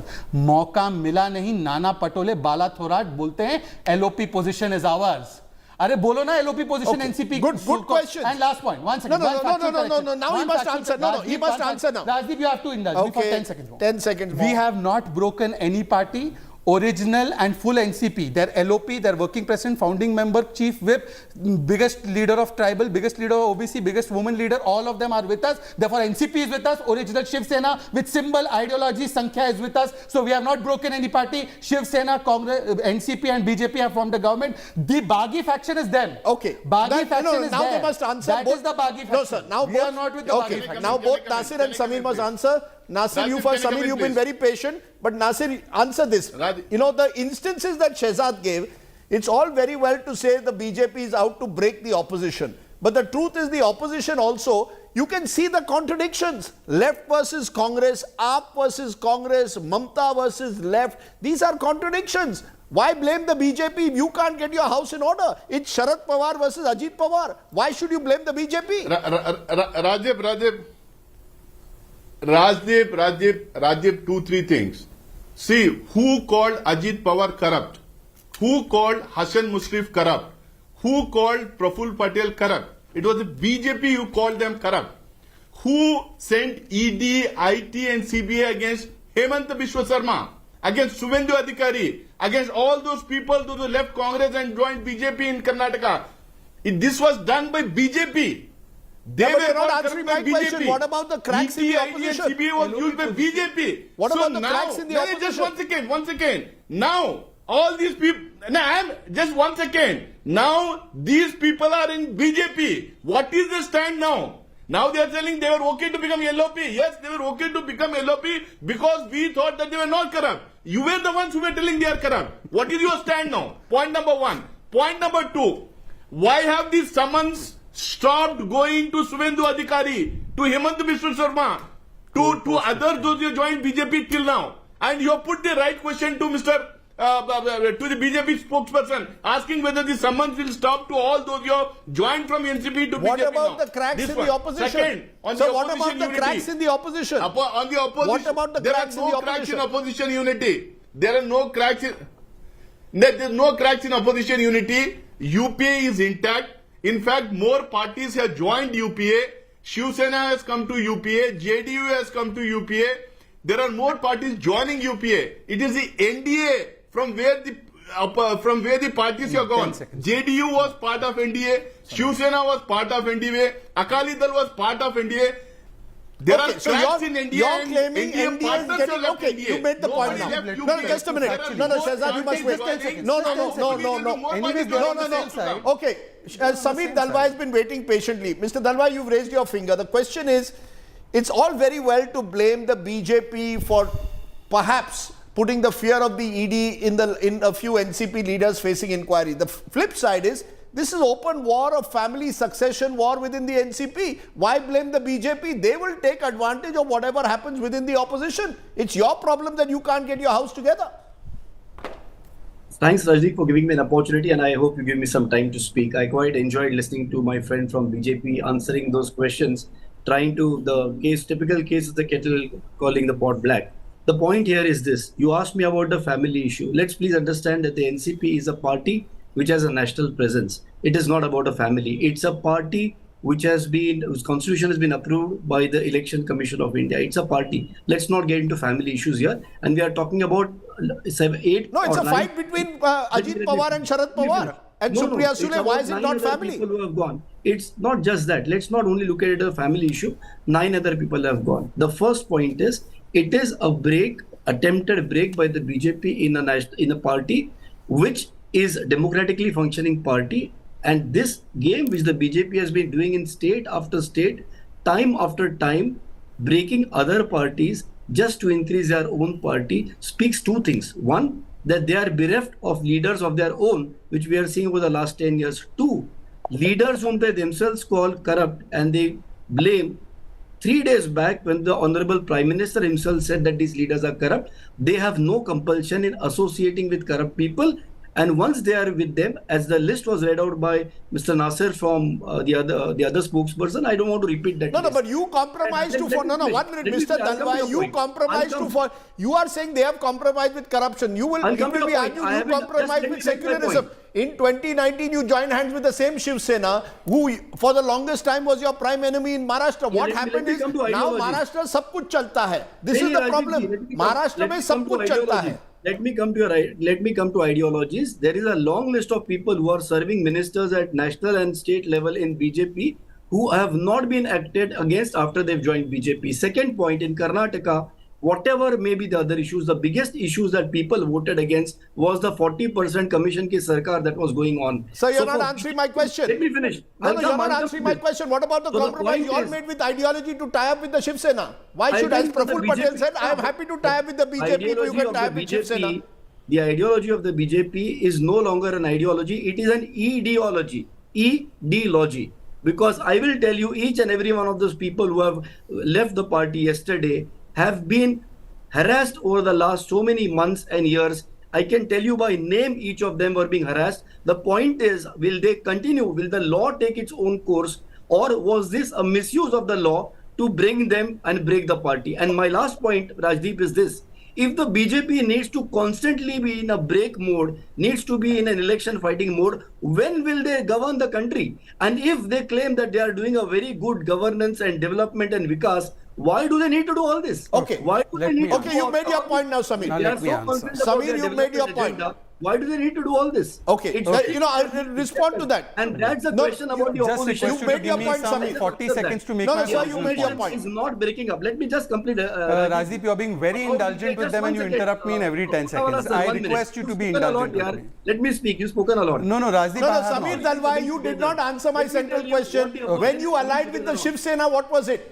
The fact is, it was opportunism then, it is opportunism today. No, 30 seconds. 1 minute, Mr. Punar. This is not fair, but he must answer this question. Do not interrupt. Why are they coming together? Why are they coming together? Because what harm the BJP has done in the last 10 years, not only to the politicians, but also to the country, which is reflective of what's happening in the country, needs to be opposed. Yes, there will be differences. Why should there not be differences between parties? Are there no differences between Modi ji and Lal Krishna Advani? Are there no differences between people in the BJP? And what is wrong if there are differences? The problem is the current BJP wants a fascist and a one-person rule. Okay, you made your point. Samir Dalwai, I have given you more than I have indulged you. You have to answer these questions. The general impression is, just a minute, you answer the simple question. General impression is BJP will now do anything for power by breaking opposition parties. Today it's Maharashtra, there is now talk of Bihar. Is this the way you want to govern the country, by breaking, finishing the opposition? Quick answer. 40 seconds, please. Please go ahead. You won't interrupt? No. All right. Rajdeep, in 1978, did we break the Congress party? Or did Sharad Pawar break it and ditched Vasant Dada Patil? In 1998, did we break the Congress party? Or Sharad Pawar ditched the Congress party and made NCP? Who broke the Congress party and formed TMC? Who broke the Congress party and formed YSRCP? Who formed the Congress party, say, BJD? Who broke from Congress A to Congress Z? Was it us? It is because when they feel that they are not getting power, then they dissipate from one another. So they should not tell us about breaking and not breaking. I have given you one example where the case is still on against Arnaik. But you know the cases. Lalu ka case kaise वापस होता था the moment they needed Lalu's support. Mulayam ka case kaise वापस होता था closure report होती थी the moment they needed the support. Those people are lecturing us about misuse of AD. But you are doing the same thing as them then. You are a party with a difference. Rajdeep, please don't interrupt and every time you are breaking my flow. Are you a party with a difference? Okay, now Rajdeep. How are you a party with a difference? Rajdeep, I don't need, then I can also question that the day when Uddhav Thackeray became Chief Minister, you had not tweeted, but yesterday the way you have tweeted, only a few days ago PM has described NCP as corrupt party, so and so, and now NCP has been inducted in the government. This you have tweeted yesterday. When Uddhav Thackeray became CM, that is Sharad Pawar's quote. When Uddhav, you have said, I have quoted Mr. Pawar. I have quoted Mr. Pawar. Please be very clear. I have quoted Mr. Pawar's statement. Yes, I am saying that. I have quoted what Mr. Pawar said. Do not mislead my viewers. Exactly, I am saying that you have quoted his tweet and tweeted it. Yes. But on the day when Uddhav Thackeray became the Chief Minister, after ditching us and taking the mandate with us, what is the headline of India Today? Maha embarrassment for BJP. At that time, you did not remember to say that Sanjay Raut had said that those parties who put Babasaheb Thackeray in jail should apologize. Babasaheb Thackeray को तो चक्की पिसाई इन लोगों ने. हमने तो चक्की fishing का डायलॉग दिया ना. इन्होंने तो चक्की पिसाई, कृष्ण रिपोर्ट बनाई. ये नासिर हुसैन सेकुलरिज्म के सूरमा बनते हैं. इन्होंने सबने कहा कि Babasaheb Thackeray was behind the rights और उनके साथ गले मिल गए. तब आपके इस चैनल से एक भी हेडलाइन नहीं आया. तब it was Maha master stroke. Now let me complete. Now you must respond. No, I have limited time. No, you made a very last point. You made a very good point. Let him respond. No, I'll make one more good point. You hear that also. Rajdeep, he's saying UPA is getting stronger. अरे UPA का अंतिम संस्कार कर दिया. Now there is PDA. And कल MVA का अंतिम संस्कार हो गया. अरे भाई ना यूपीए बची है ना एमवीए बची है, ये बोले यूपीए बढ़ रहा है. पीडीए बना दिया अखिलेश यादव ने और एलओपी का पोजीशन दे रहे हैं एनसीपी को. Okay. शरद पवार फैक्शन को. Very interesting. The fact is, even the NDA has got a lot of allies have left you. But Nasir Hussain, 17 parties right now. Yeah, okay. Nasir Hussain, you must answer this. It's very well to say that the BJP has compromised with corruption by doing what they have in Maharashtra. But remember when you tied up with the Shiv Sena, today you are sitting with Uddhav Thackeray in that meeting. Suddenly the Shiv Sena is now part of your grand secular Mahagathbandhan. The fact is, all of this is sadly opportunism and power politics, isn't it? Rajiv, we are very, very clear. See, for us the ideology is we need to keep this country intact. We need to see that there is no division in the country. We need to see that our Ganga Jamuna ki tehzeeb bani rahe. We need to see that fascist forces don't take over the reins of power in our country. For that we can go to any extent. See, Uddhav Thackeray and the Shiv Sena, when they said they can work with the secular forces, when they said that they want to see that the BJP is kept out of power, obviously we will take them with us. See, any MP, any MLA, any individual in the country, if he or she wants to work against BJP, work against the fascist forces, work So against your the division of the glue is country. bringing If somebody wants to save anti-BJP, democracy, anti-voting forces save the together. constitution of the country, definitely will align with them. Give me one Okay, line. so anyone We are who's not going to with defeat corrupt the forces. We are not BJP... saying these people are corrupt and taking them One and line, we just say one line. these are the honest Rajdeep, I people. beseech you No, for no, one let him line. finish. Okay, No, so one he's line, saying just they one will line. take I anyone heard what he along who said. wants to I defeat heard what he the said. BJP. He said that to oppose. One second. Now, Rajdeep, please control him. Let me make one line. Just one line. I'll take 5 seconds. He said, Rajdeep, please control him. I requested him. 1 minute. 5 seconds. I'll take 5 seconds. Nasir, 5 Now it seconds. is a party. It is an alliance of let him 18 make I'll now. come to you. It's an alliance of 18 parties. Parties Rajdeep, have left this is not NDA, relevant. I have a UPA. counter to I make. gave Give me them 5 earlier. seconds. Let them show one addition to NDA. Okay. 5 seconds. And we are not taking the Rajdeep, help stop of him. ED, Let me make my point. Volume to down, see yes. that the Yes. Rajdeep, he just now said to stop fascist forces from destroying or the secular fabric of this country, we need to unite. Yes. BJP is fascist. Yes. India today is credible. Muslims voting rights should be revoked. Sanjay Raut, Sena leader. This is the fascism that they are stopping and this is the secularism they are saving. यार राजदीप ऐसा है, सुनिए मैं आपसे एक हमाम बात में सब नहीं नंगे हमाम में सब नहीं, don't get away with this Rajdeep. नहीं, Tonight है. I will not, no Rajdeep, don't shout over me. Tonight I will not let you get away with this convenient hamam mein sab nange hai. On the one hand I have shown you that we have taken action on Sarnak and action will continue on all the corrupt. Don't put Modi ji in the same bracket as these people. Ask them how come they are allying with Nasir Hussain. According to Sanjay Raut, you should not have a voting right. Forget being in parliament. तुम उनके साथ गले मिलते हो और corruption का lecture तुम दे रहे हो. जिनके नेता सारे बेल पर है. लालू जी 4 बार कन्विक्टेड है. This convenient analogy drawing ना हमाम में सब दंगे. राजदीप जी ये रात का गाना हो सकता है. ये रियलिटी नहीं है. only BJP उनके spokesperson आज के can व्यूज देखो, उनके भाई। आज के ओपिनियंस देखो, उनके आज के ओपिनियंस देखो, आज के opinion देखो। Going with the common minimum program of the UPA or not? They have That is taken a what is stand more on important. Hindutva, on Babri. They have taken a stand on Savarkar. They have taken a stand on Ram Mandir. What are you saying, sir? Producer, अब समय आ गया है to say goodbye, but before that I want to thank my guests. That was very interesting. It only shows how our politics has got compromised, many would say. Was there a compromise with corruption in the manner in which the NCP was broken? Was there a compromise with communalism or with secularism when the tie-up with the Shiv Sena took place? You decide. The voter, ये public है, ये सब जानती है. अंदर क्या है, बाहर क्या है, सब कुछ पहचानती है. That's my song for the day. And I will leave you with a video as my end image of an elderly couple's incredible recreation of that lovely song, Rim Jhim Gire Sawan from the movie Manzil. It's gone viral on the internet, one of my favorite songs. That was Maushmi and Amitabh Bachchan. This is an elderly couple. Time to head back to Mumbai. Thanks for watching. Stay well, stay safe. Good night, Shubhratri. Jai Hind, Namaskar.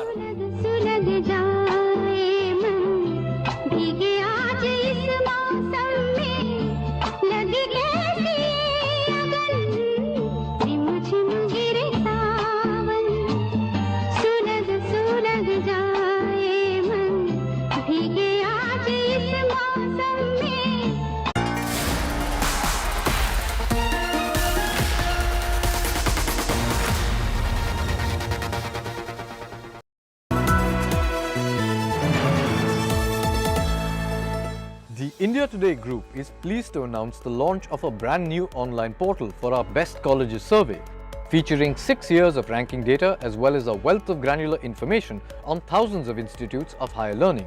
Our interactive portal offers easy access, analysis and guidance to our Best Colleges of India survey results for over 2,000 colleges across 14 streams. We invite everyone to visit our site, bestcolleges.indiatoday.in, and we wish aspiring students all the very best.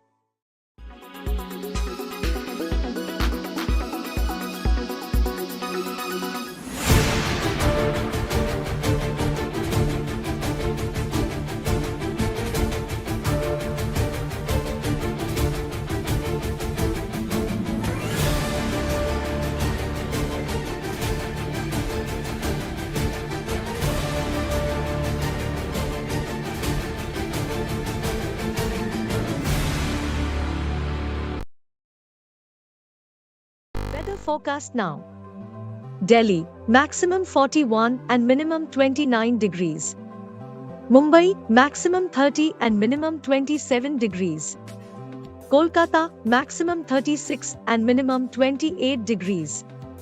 Bangalore, maximum 27 and minimum 21 degrees. Chennai, maximum 29 and minimum 25 degrees. Hyderabad, maximum 34 and minimum 23 degrees.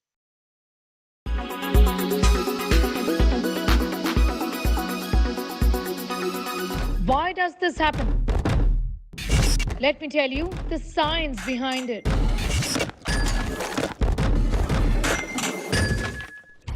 For more informative videos like this, keep watching India Today News Mode.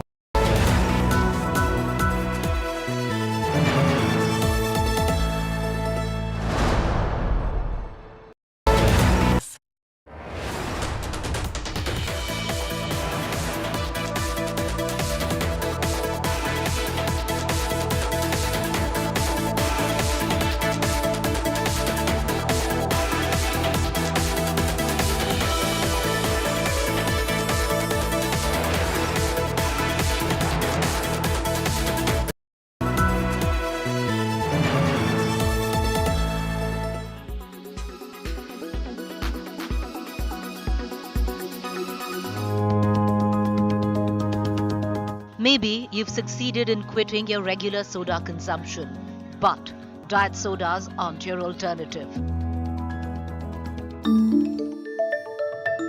According to some research, your brain responds to artificial sweeteners in a manner similar to how it responds to sugary sweets.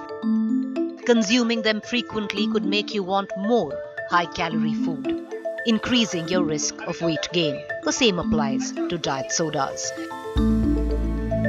According to a different study, those who are overweight or suffer from obesity who converted to diet sodas were more likely to eat additional calories from food than those who continue to drink regular soda.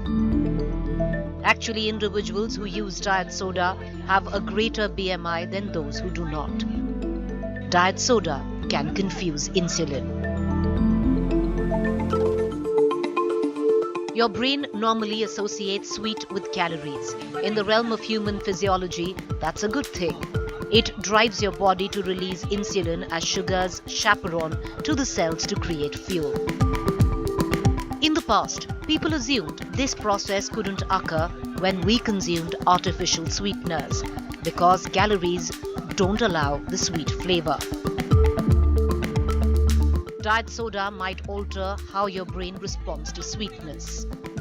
According to studies, those who drink diet soda exhibit increased brain activity in the region of the brain linked to cravings for foods high in fat and sugar. Diet soda consumption seems to change the reward center of your brain that detects sweetness. This suggests that diet sodas may alter how your brain responds to urges for meals rich in calories. No soda, no diet soda. Then what should you drink instead? Any diet drinks are actually not a great thing to have. I would stick to natural stuff, lemonade, sugarcane juice, which is actually better than a diet drink, or coconut water, or fruit infused waters. They're also sweet. But it's just that, we are not able to cut down the taste of sugar, and we want something which tastes fizzy and sweet, but actually we are mocking our bodies and completely spoiling our gut health by having diet drinks. Diet sodas have long been promoted by beverage companies as a healthy alternative to their full sugar drinks, although this is not true medically. With Kshitija Gosavi, Bureau Report, India Today.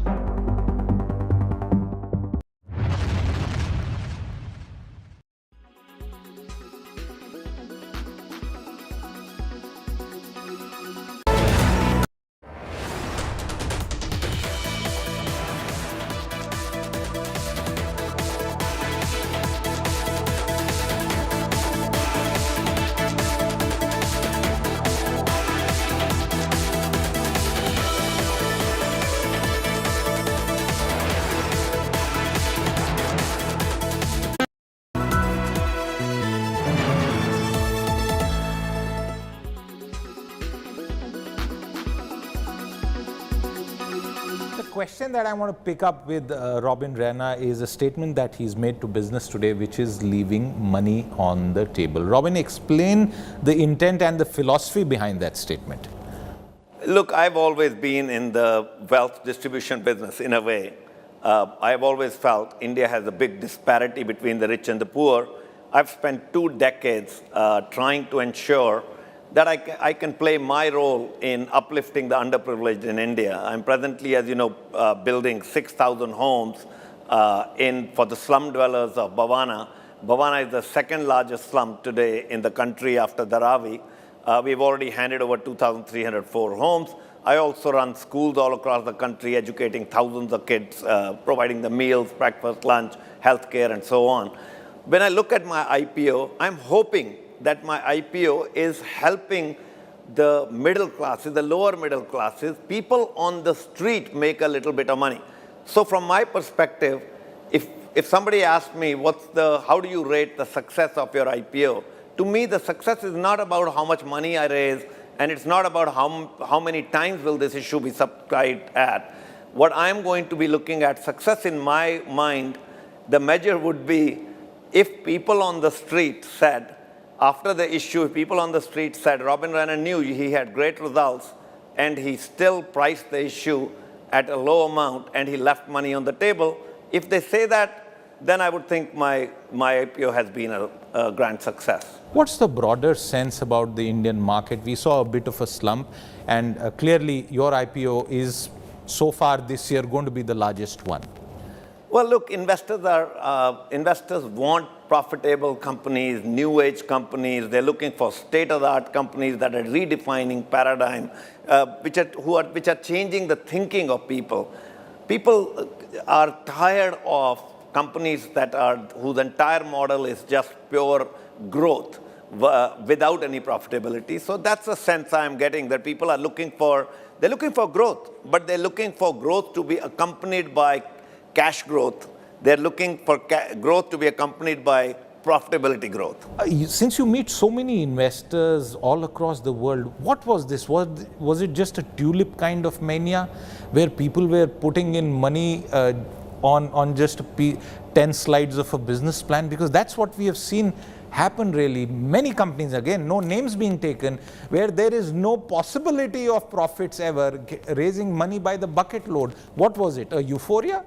See, look, it is a cycle. It's not just an euphoria. It is also how things are set up by the involved parties. So if you have back-end investors, if you have strong, large private equities, if private equities made an investment, they made an investment in India, and they made a call, and they invested. Powered by Bajaj Allianz Life Diabetic Term Plan. Extra Safe Polycab Green Wire.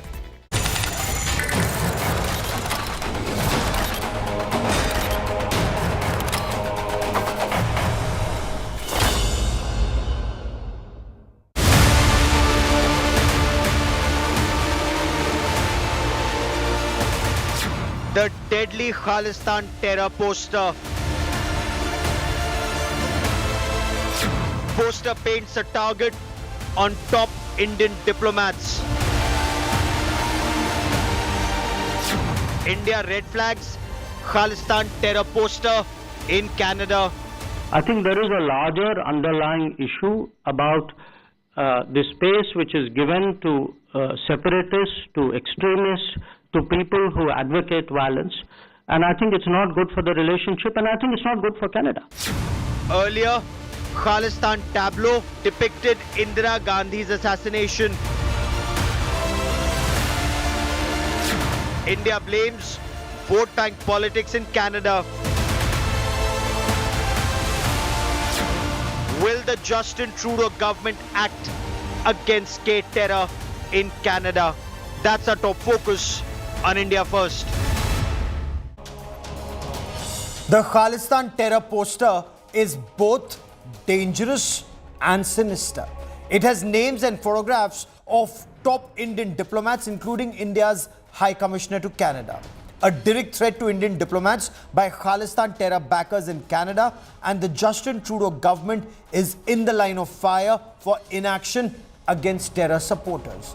India has repeatedly raised this issue with Canada, but the question remains, will the Canadian government act before it's too late? I'm Gaurav Sawant. We get you all sides of this burning question, but first, as always, the headlines on India First. War in the NCP intensifies. Sharad Pawar sacks nephew Ajit Pawar and 8 other rebels. Ajit Pawar declares he is the real NCP, but he needs at least 36 MLAs to evade anti-defection law. Maharashtra quake tremors felt even in Bihar. State BJP president claims many MLAs are unhappy with Nitish Kumar. Round 2 of United Opposition meet that was to be held in Bengaluru now pushed to the 17th of July.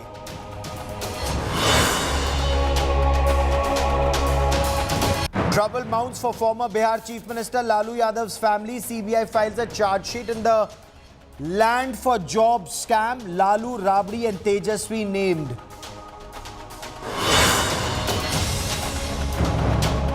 Parliamentary panel on Uniform Civil Code meets in the national capital. BSP and Uddhav Sena back One Nation, One Law. Congress questions the timing.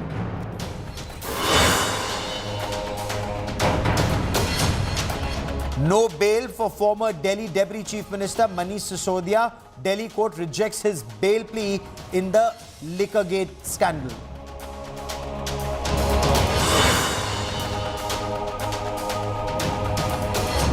India has urged the Justin Trudeau government in Canada to ensure safety of Indian diplomats after Khalistan terror supporters released posters with photographs of Indian diplomats, including India's High Commissioner to Canada.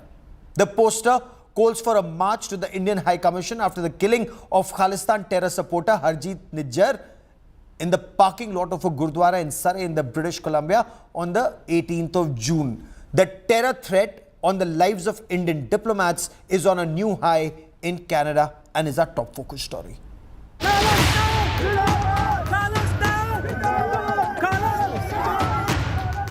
A Kill India poster in Canada. Poster puts out pictures of India's High Commissioner Sanjay Kumar Verma and Consul General Apurva Srivastav. The Khalistan Freedom Rally poster paints a target on top Indian diplomats in Canada, calling them killers of dreaded Khalistan terror backer and wanted terror accused Jathedar Harjeet Singh Nijjar. Jathedar Nijjar was on the National Investigation Agency's wanted list for terror attacks on Hindus in Punjab, carried a reward of rupees 10 lakhs on his head. The Ministry of External Affairs reached out to Canada to ensure safety of Indian diplomats in Canada. Dr. S. Jaishankar, Minister of External Affairs, made it clear that the issue would affect India's relations with Canada. हमारे जो partner देश जो हैं, जैसे Canada है, America है, UK है, Australia है, जहां कभी-कभी खालिस्तानी एक्टिविटीज़ होती हैं, हमने उनको रिक्वेस्ट की है कि वो उनको खालिस्तानियों को स्पेस न दें, क्योंकि उनकी सोच जो है ये रैडिकल एक्सट्रीमिस्ट विचारधारा जो है वो ना हमारे लिए अच्छा है, ना उनके लिए है, ना हमारे रिश्तों के लिए है। Jathedar Harjeet Singh Nijjar, the former commander of Khalistan Tiger Force, was shot dead by unidentified shooters in the parking lot of a Gurudwara in Surrey, British Columbia on the 18th of June. The police are on a lookout for the shooters. The poster, viral on social media platforms, talks of a freedom rally to the Indian High Commission in Ottawa to protest the killing. Canada has sadly emerged as a major base for Khalistan supporters, and the government stands accused of inaction against terror supporters. Dr. Jaishankar had recently accused the Justin Trudeau government of vote bank politics, not taking action against Khalistan supporters for votes.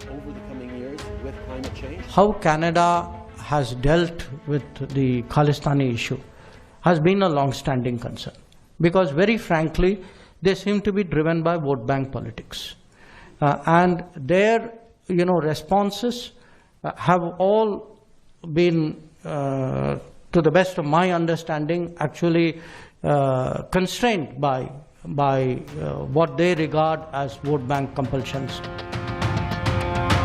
Veteran journalist and author Terry Milski took to social media platform Twitter to hit out at Khalistan supporters for this dangerous poster, saying, "This is extremely dangerous. Khalistanis are whipping up anger, targeting Indian diplomats they call killers of Shaheed Hardeep Nijjar, shot in a mafia-style hit in Surrey, British Columbia on June 18. There is zero evidence of any Indian role. It's grossly irresponsible."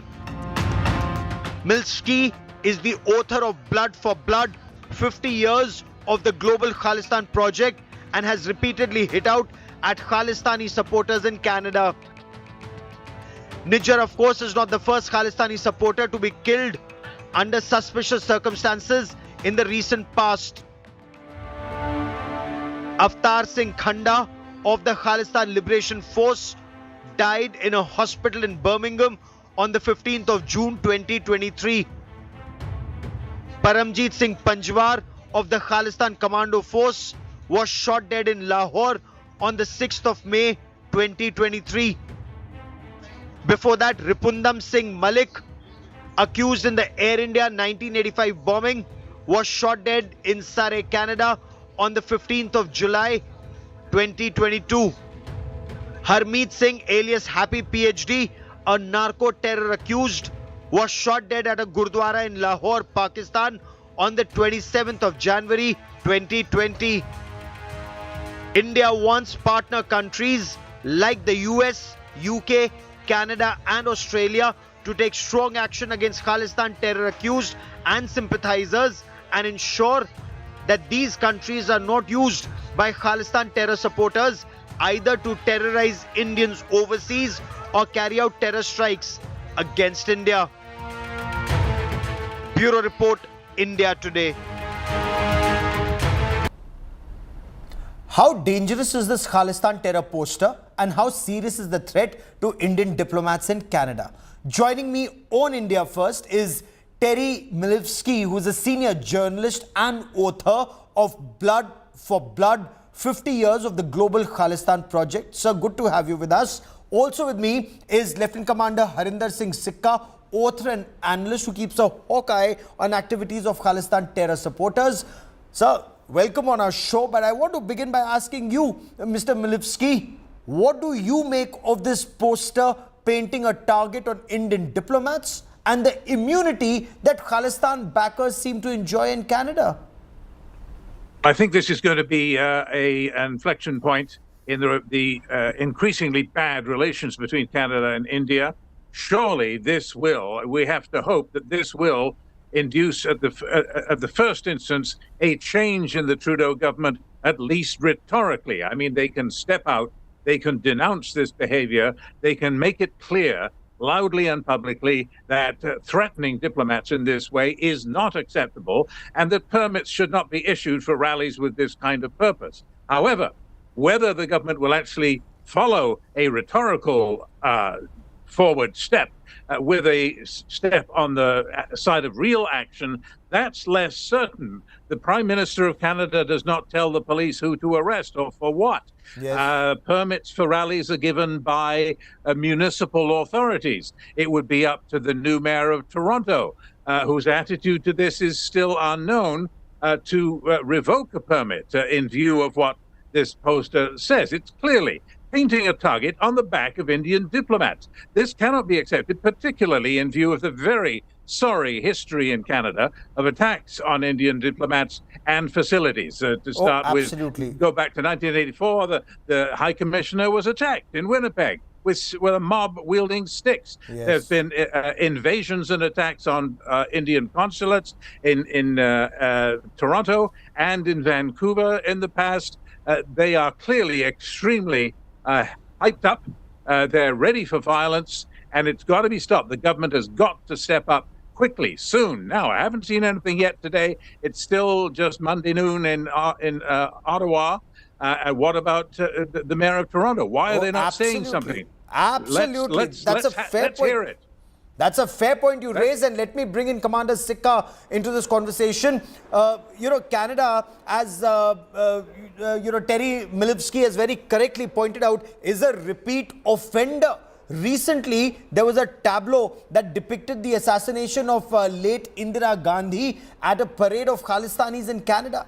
Assassination of a head of government being glorified by another Commonwealth country that calls itself a liberal democracy. Isn't that awkward? Isn't that odd? Or is there something more to it that meets the eye, sir?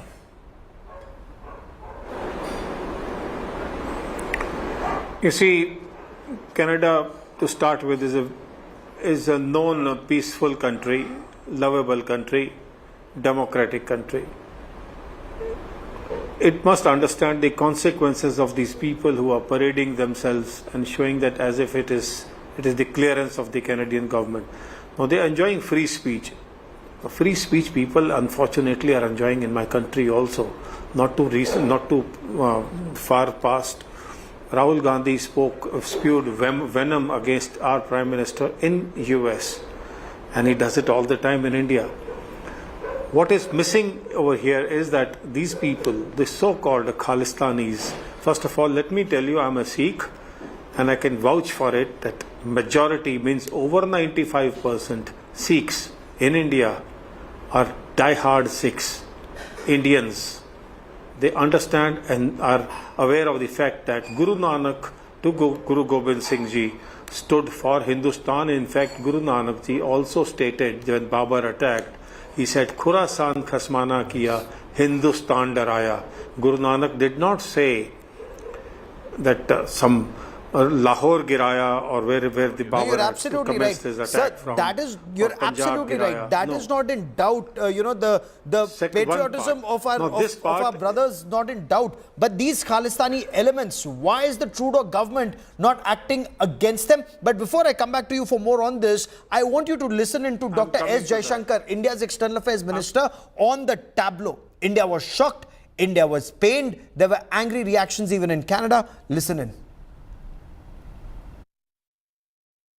The bigger issue involved is really the space that Canada has continuously and frankly to us, we are at a loss to understand, other than the requirements of vote bank politics, why anybody would do this. Because if you look at their history, I mean, you would imagine that they learn by the history and they wouldn't like to repeat that history.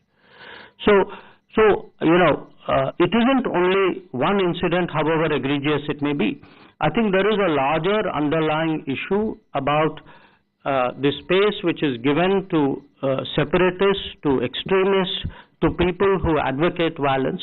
And I think it's not good for the relationship, and I think it's not good for Canada.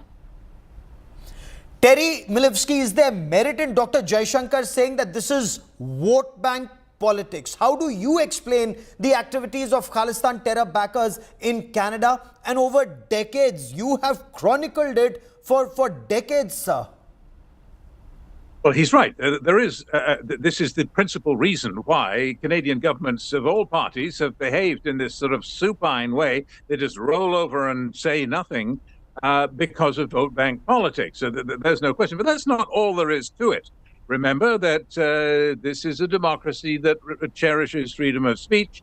Canada, no more than any other Western democracy, they're not going to abolish freedom of speech because it might be diplomatically convenient, because India might like it better if we shut these people up, lock them up for crimes of speech. That isn't going to happen. Indian diplomats, I think, are becoming more sophisticated and need to be more sophisticated in picking their spots. Instead of attacking freedom of speech, which is going to get you nowhere, you need to hold Canadian ministers' feet to the fire and say, look, you want to come to a growing India and get a market access in India. You want a free trade agreement. We're not going to receive your ministers unless they explicitly and publicly denounce this sort of behavior by the Khalistanis. You cannot have threats against diplomats. And if you don't act against things, if you don't at least speak against incidents like the celebration of the assassination of Indira Gandhi, which happened recently in Toronto, if you don't speak up, we're going to be busy that day when you come knocking on our door. You're going to have to send somebody who has got more guts. Now, that is going to work. There is a history on that score, and I think that would have an effect. If they don't even react rhetorically, never mind taking action, never mind locking them up, then they're going to get nowhere. Because clearly this tableau of showing the assassination of Indira Gandhi cannot be seen as free speech, or that poster that paints a target on the backs of top Indian diplomats. That's not free speech. That's hate. That's hate, naked hate. Commander Sikka, Khalistanis are active in Pakistan. Khalistanis are active in UK. Khalistanis are active in other parts of Europe and US, even in Australia. But why is Canada seen as one huge safe haven for them? There's a reason behind it. You know, very large number of people from Punjab, post Blue Star and 1984 attack on Sikhs, which was a genocide, people moved to Canada. And then there was a wave of farmers moving out to Canada. And when they shift there, the initial settlement and support and facilitation and felicitation and whatever it is, you may call it, is given to them by those handful. In those days, those number was more majority of Pakistanis turned Sikhs artificially and otherwise, who were giving it to them, and they were pumping into their minds. And also it happened that the gurudwaras, which are supposed to be meant for the pictures of gurus, yes, they were donning the pictures of these Khalistanis, and that is something which was not acceptable. Yes. Now there is a solution to this available, and I recently had a meeting with one of the top-notch diplomats from Canada, and I said that if all you need to do is those violating the code of conduct or your laws, or for that matter, that they're showing threats and violence, all you need to do is cancel their asylum visa. Just cancel 5 or 10 of the top-notch guys. The rest will be sorted out. But will they do that? You know, given the vote bank politics, carefully, if they are big voters for these leaders, because Terry Milevsky, this isn't a recent trend. You have written in your book that late Indira Gandhi had also raised this issue. Was it in 1982 about Khalistan terror backers flourishing in Canada? And that time the Prime Minister was Pierre Trudeau, Justin Trudeau's father. So why is Canada such a safe haven for Khalistan terrorists? And for decades, Indira Gandhi raised this in 1982. Because nobody, including the government of India, has really imposed a cost on them. Nobody has said to the Canadians, right, you want to let them get away with this? You want them to be allowed, it's okay to have Vaisakhi Day parades where we see these martyr posters of gun-toting Sikh terrorists and assassins? And we're going to come to your parade and smile and wave for votes. You know, that has got to change. I mean, at the moment, Canadian politicians do absolutely nothing about that. They don't even speak up about it. The government of Justin Trudeau now depends upon the goodwill of the minority NDP party, Yes. the left-wing party led Jagmeet by Singh, Jagmeet yes. Singh, who is a Khalistani sympathizer. When Yes. I asked him to denounce these posters in the case of Talvinder Singh Parmar, the worst mass murderer in Canadian history, who blew up Air India Flight 182 in 1985, Yes. he ducked the question 5 times in a row. Wouldn't answer. Took him 5 months to even admit that Parmar was indeed the Air India bomber. So this has got to change, and there has to be a cost imposed upon politicians who go to these parades and smile and wave and hustle for votes, pretending that, oh, I didn't see the martyr posters. I've got a problem seeing that. Or I have a meeting, I can't talk about it. They have got to pay a price. And it's this rhetorical change that I think would make a difference. I do not advocate the abolition of freedom of speech. No, absolutely not. But politicians also have freedom of speech, and they can and must denounce these activities loudly and publicly. They're not doing it yet. They're not doing it yet. And Commander Sikka, how do you explain the killing of Khalistani terrorists both in Canada and in Pakistan? And we've put out their entire list, that we've been able to get together from public platforms. But in your appreciation, were they beyond their use by date and no longer useful to Pakistan's ISI? You see, Pakistan is known for these acts of covert operations and what have you. It's not the first time they have done it. It won't be last either.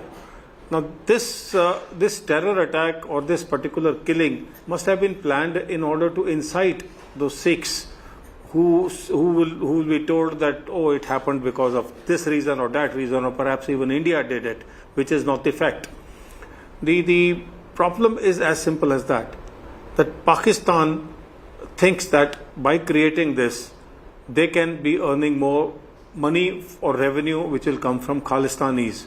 And Sikhs abroad who are filthily rich, many of them, Yes. think that it is their business to spread the word Khalistan, and that's perhaps a very wonderful thing for them, or it gains them or gets them more votes from people who live in. If we create awareness, and if we take them back to what the gurus, the Sikh gurus to whom we belong to and follow so meticulously, Yes. if we tell them time and again that this is what we were taught, this is what Khalistanis are not, and this is what Sikhs are, and this is what Guru Nanak Ji to Guru Gobind Singh Ji taught, and this is what not Khalistanis are doing. You create this awareness right from word go on the various digital channels. It is not happening. No, you're absolutely right. And they that must is not learn happening about because, again, for a Sikhi, purpose. the sacrifices. It's the traitors within our country. Yes, the sacrifices made by the Sikh gurus from the fifth that's Sikh exactly Guru what I'm Arjan Dev, absolutely, to Guru Har Gobind Singh, to Guru Tegh Bahadur, to Guru Gobind Singh Ji, and Banda Singh Bahadur. Look at all the sacrifices made by the Sikh gurus and their followers for this country against radical Islamists, and yet you have the Khalistanis in the lap of radical Islamists. But Terry Milevsky, last 1 minute on the show, on this part of the show, sir. Seeks for Justice, for example, is outlawed in India. It flourishes in Canada and continues with its fake referendums. The organization stands accused of being linked to an RPG attack in our country. Now, again, is this only because of Justin Trudeau needing Jagmeet Singh's New Democratic Party? Is there any other reason why political leaders don't act against Khalistani terrorists and their supporters in Canada? Well, let me just inject one little ray of light. At the moment, the reason that you're calling and the reason we're in a bit of a crisis in terms of bilateral relations with India and Canada right now is because of these offensive posters threatening, in effect, Indian diplomats. Remember, what lies behind this is propaganda from SFJ and from many others to the effect that this is a fact that India did it.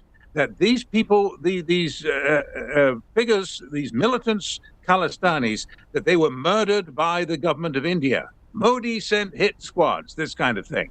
There is no evidence to support that whatsoever, but rather soon, I suspect, I suspect, I don't know, but I suspect that there will be police findings that actually that's not the explanation. It wasn't India that done it.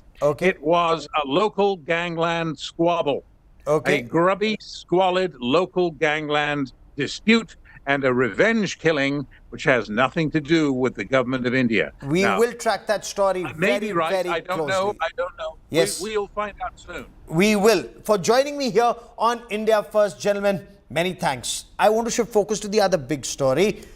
The threat of radical Islamists, it's a cause for concern even in France, a country that's burning for 6 days and nights and counting. Riots and loot continue in various parts of France after targeting public transport, offices, libraries, training centers. Rioters have also attacked the home of the mayor of a suburb of Paris. The question now being asked across France and the world is, how is looting a Louis Vuitton store or an Apple store or a Nike store fighting for liberty and justice for all?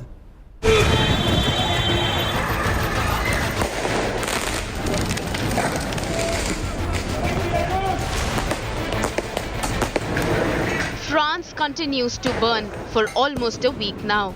Riots on roads, loot of luxury stores and a police force unable to put a stop to deteriorating law and order. Protests spread from Paris suburbs to Marseille city, witnessing confrontations with the police. Rioters also targeted the home of Paris suburb mayor Vincent Jeanbrun, setting the car alight and launched fireworks at his wife and young children aged 5 and 7. The family were forced to take flight through the backyard, and the mayor said his wife had a broken leg and faced a 3-month rehabilitation. French investigators were seen on the site as remnants of the burnt car reflected aftermath of the mob arson at mayor's residence. Il n'y a aucun doute sur le fait qu'ils voulaient brûler la maison, et de fait, à partir du moment où ils ont compris qu'il y avait quelqu'un à l'intérieur parce que des lumières se sont allumées, loin d'arrêter, au contraire, ils ont déclenché une salve de tirs de mortier qui était complètement folle.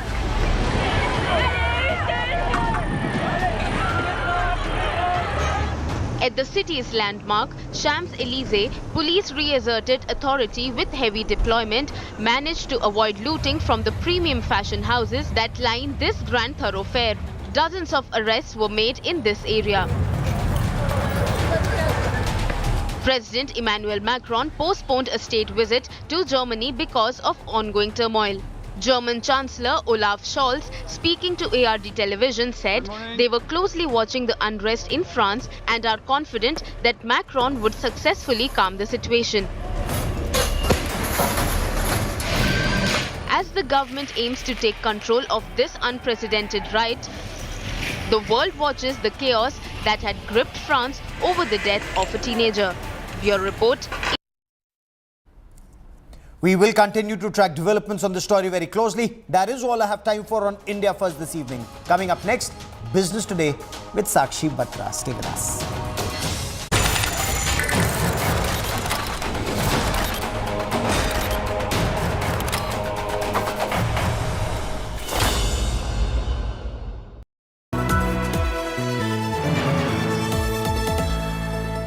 The India Today Group is pleased to announce the launch of a brand new online portal for our Best Colleges survey, featuring 6 years of ranking data as well as a wealth of granular information on thousands of institutes of higher learning. Our interactive portal offers easy access, analysis and guidance to our Best Colleges of India survey results for over 2,000 colleges across 14 streams. We invite everyone to visit our site, bestcolleges.indiatoday.in, and we wish aspiring students all the very best.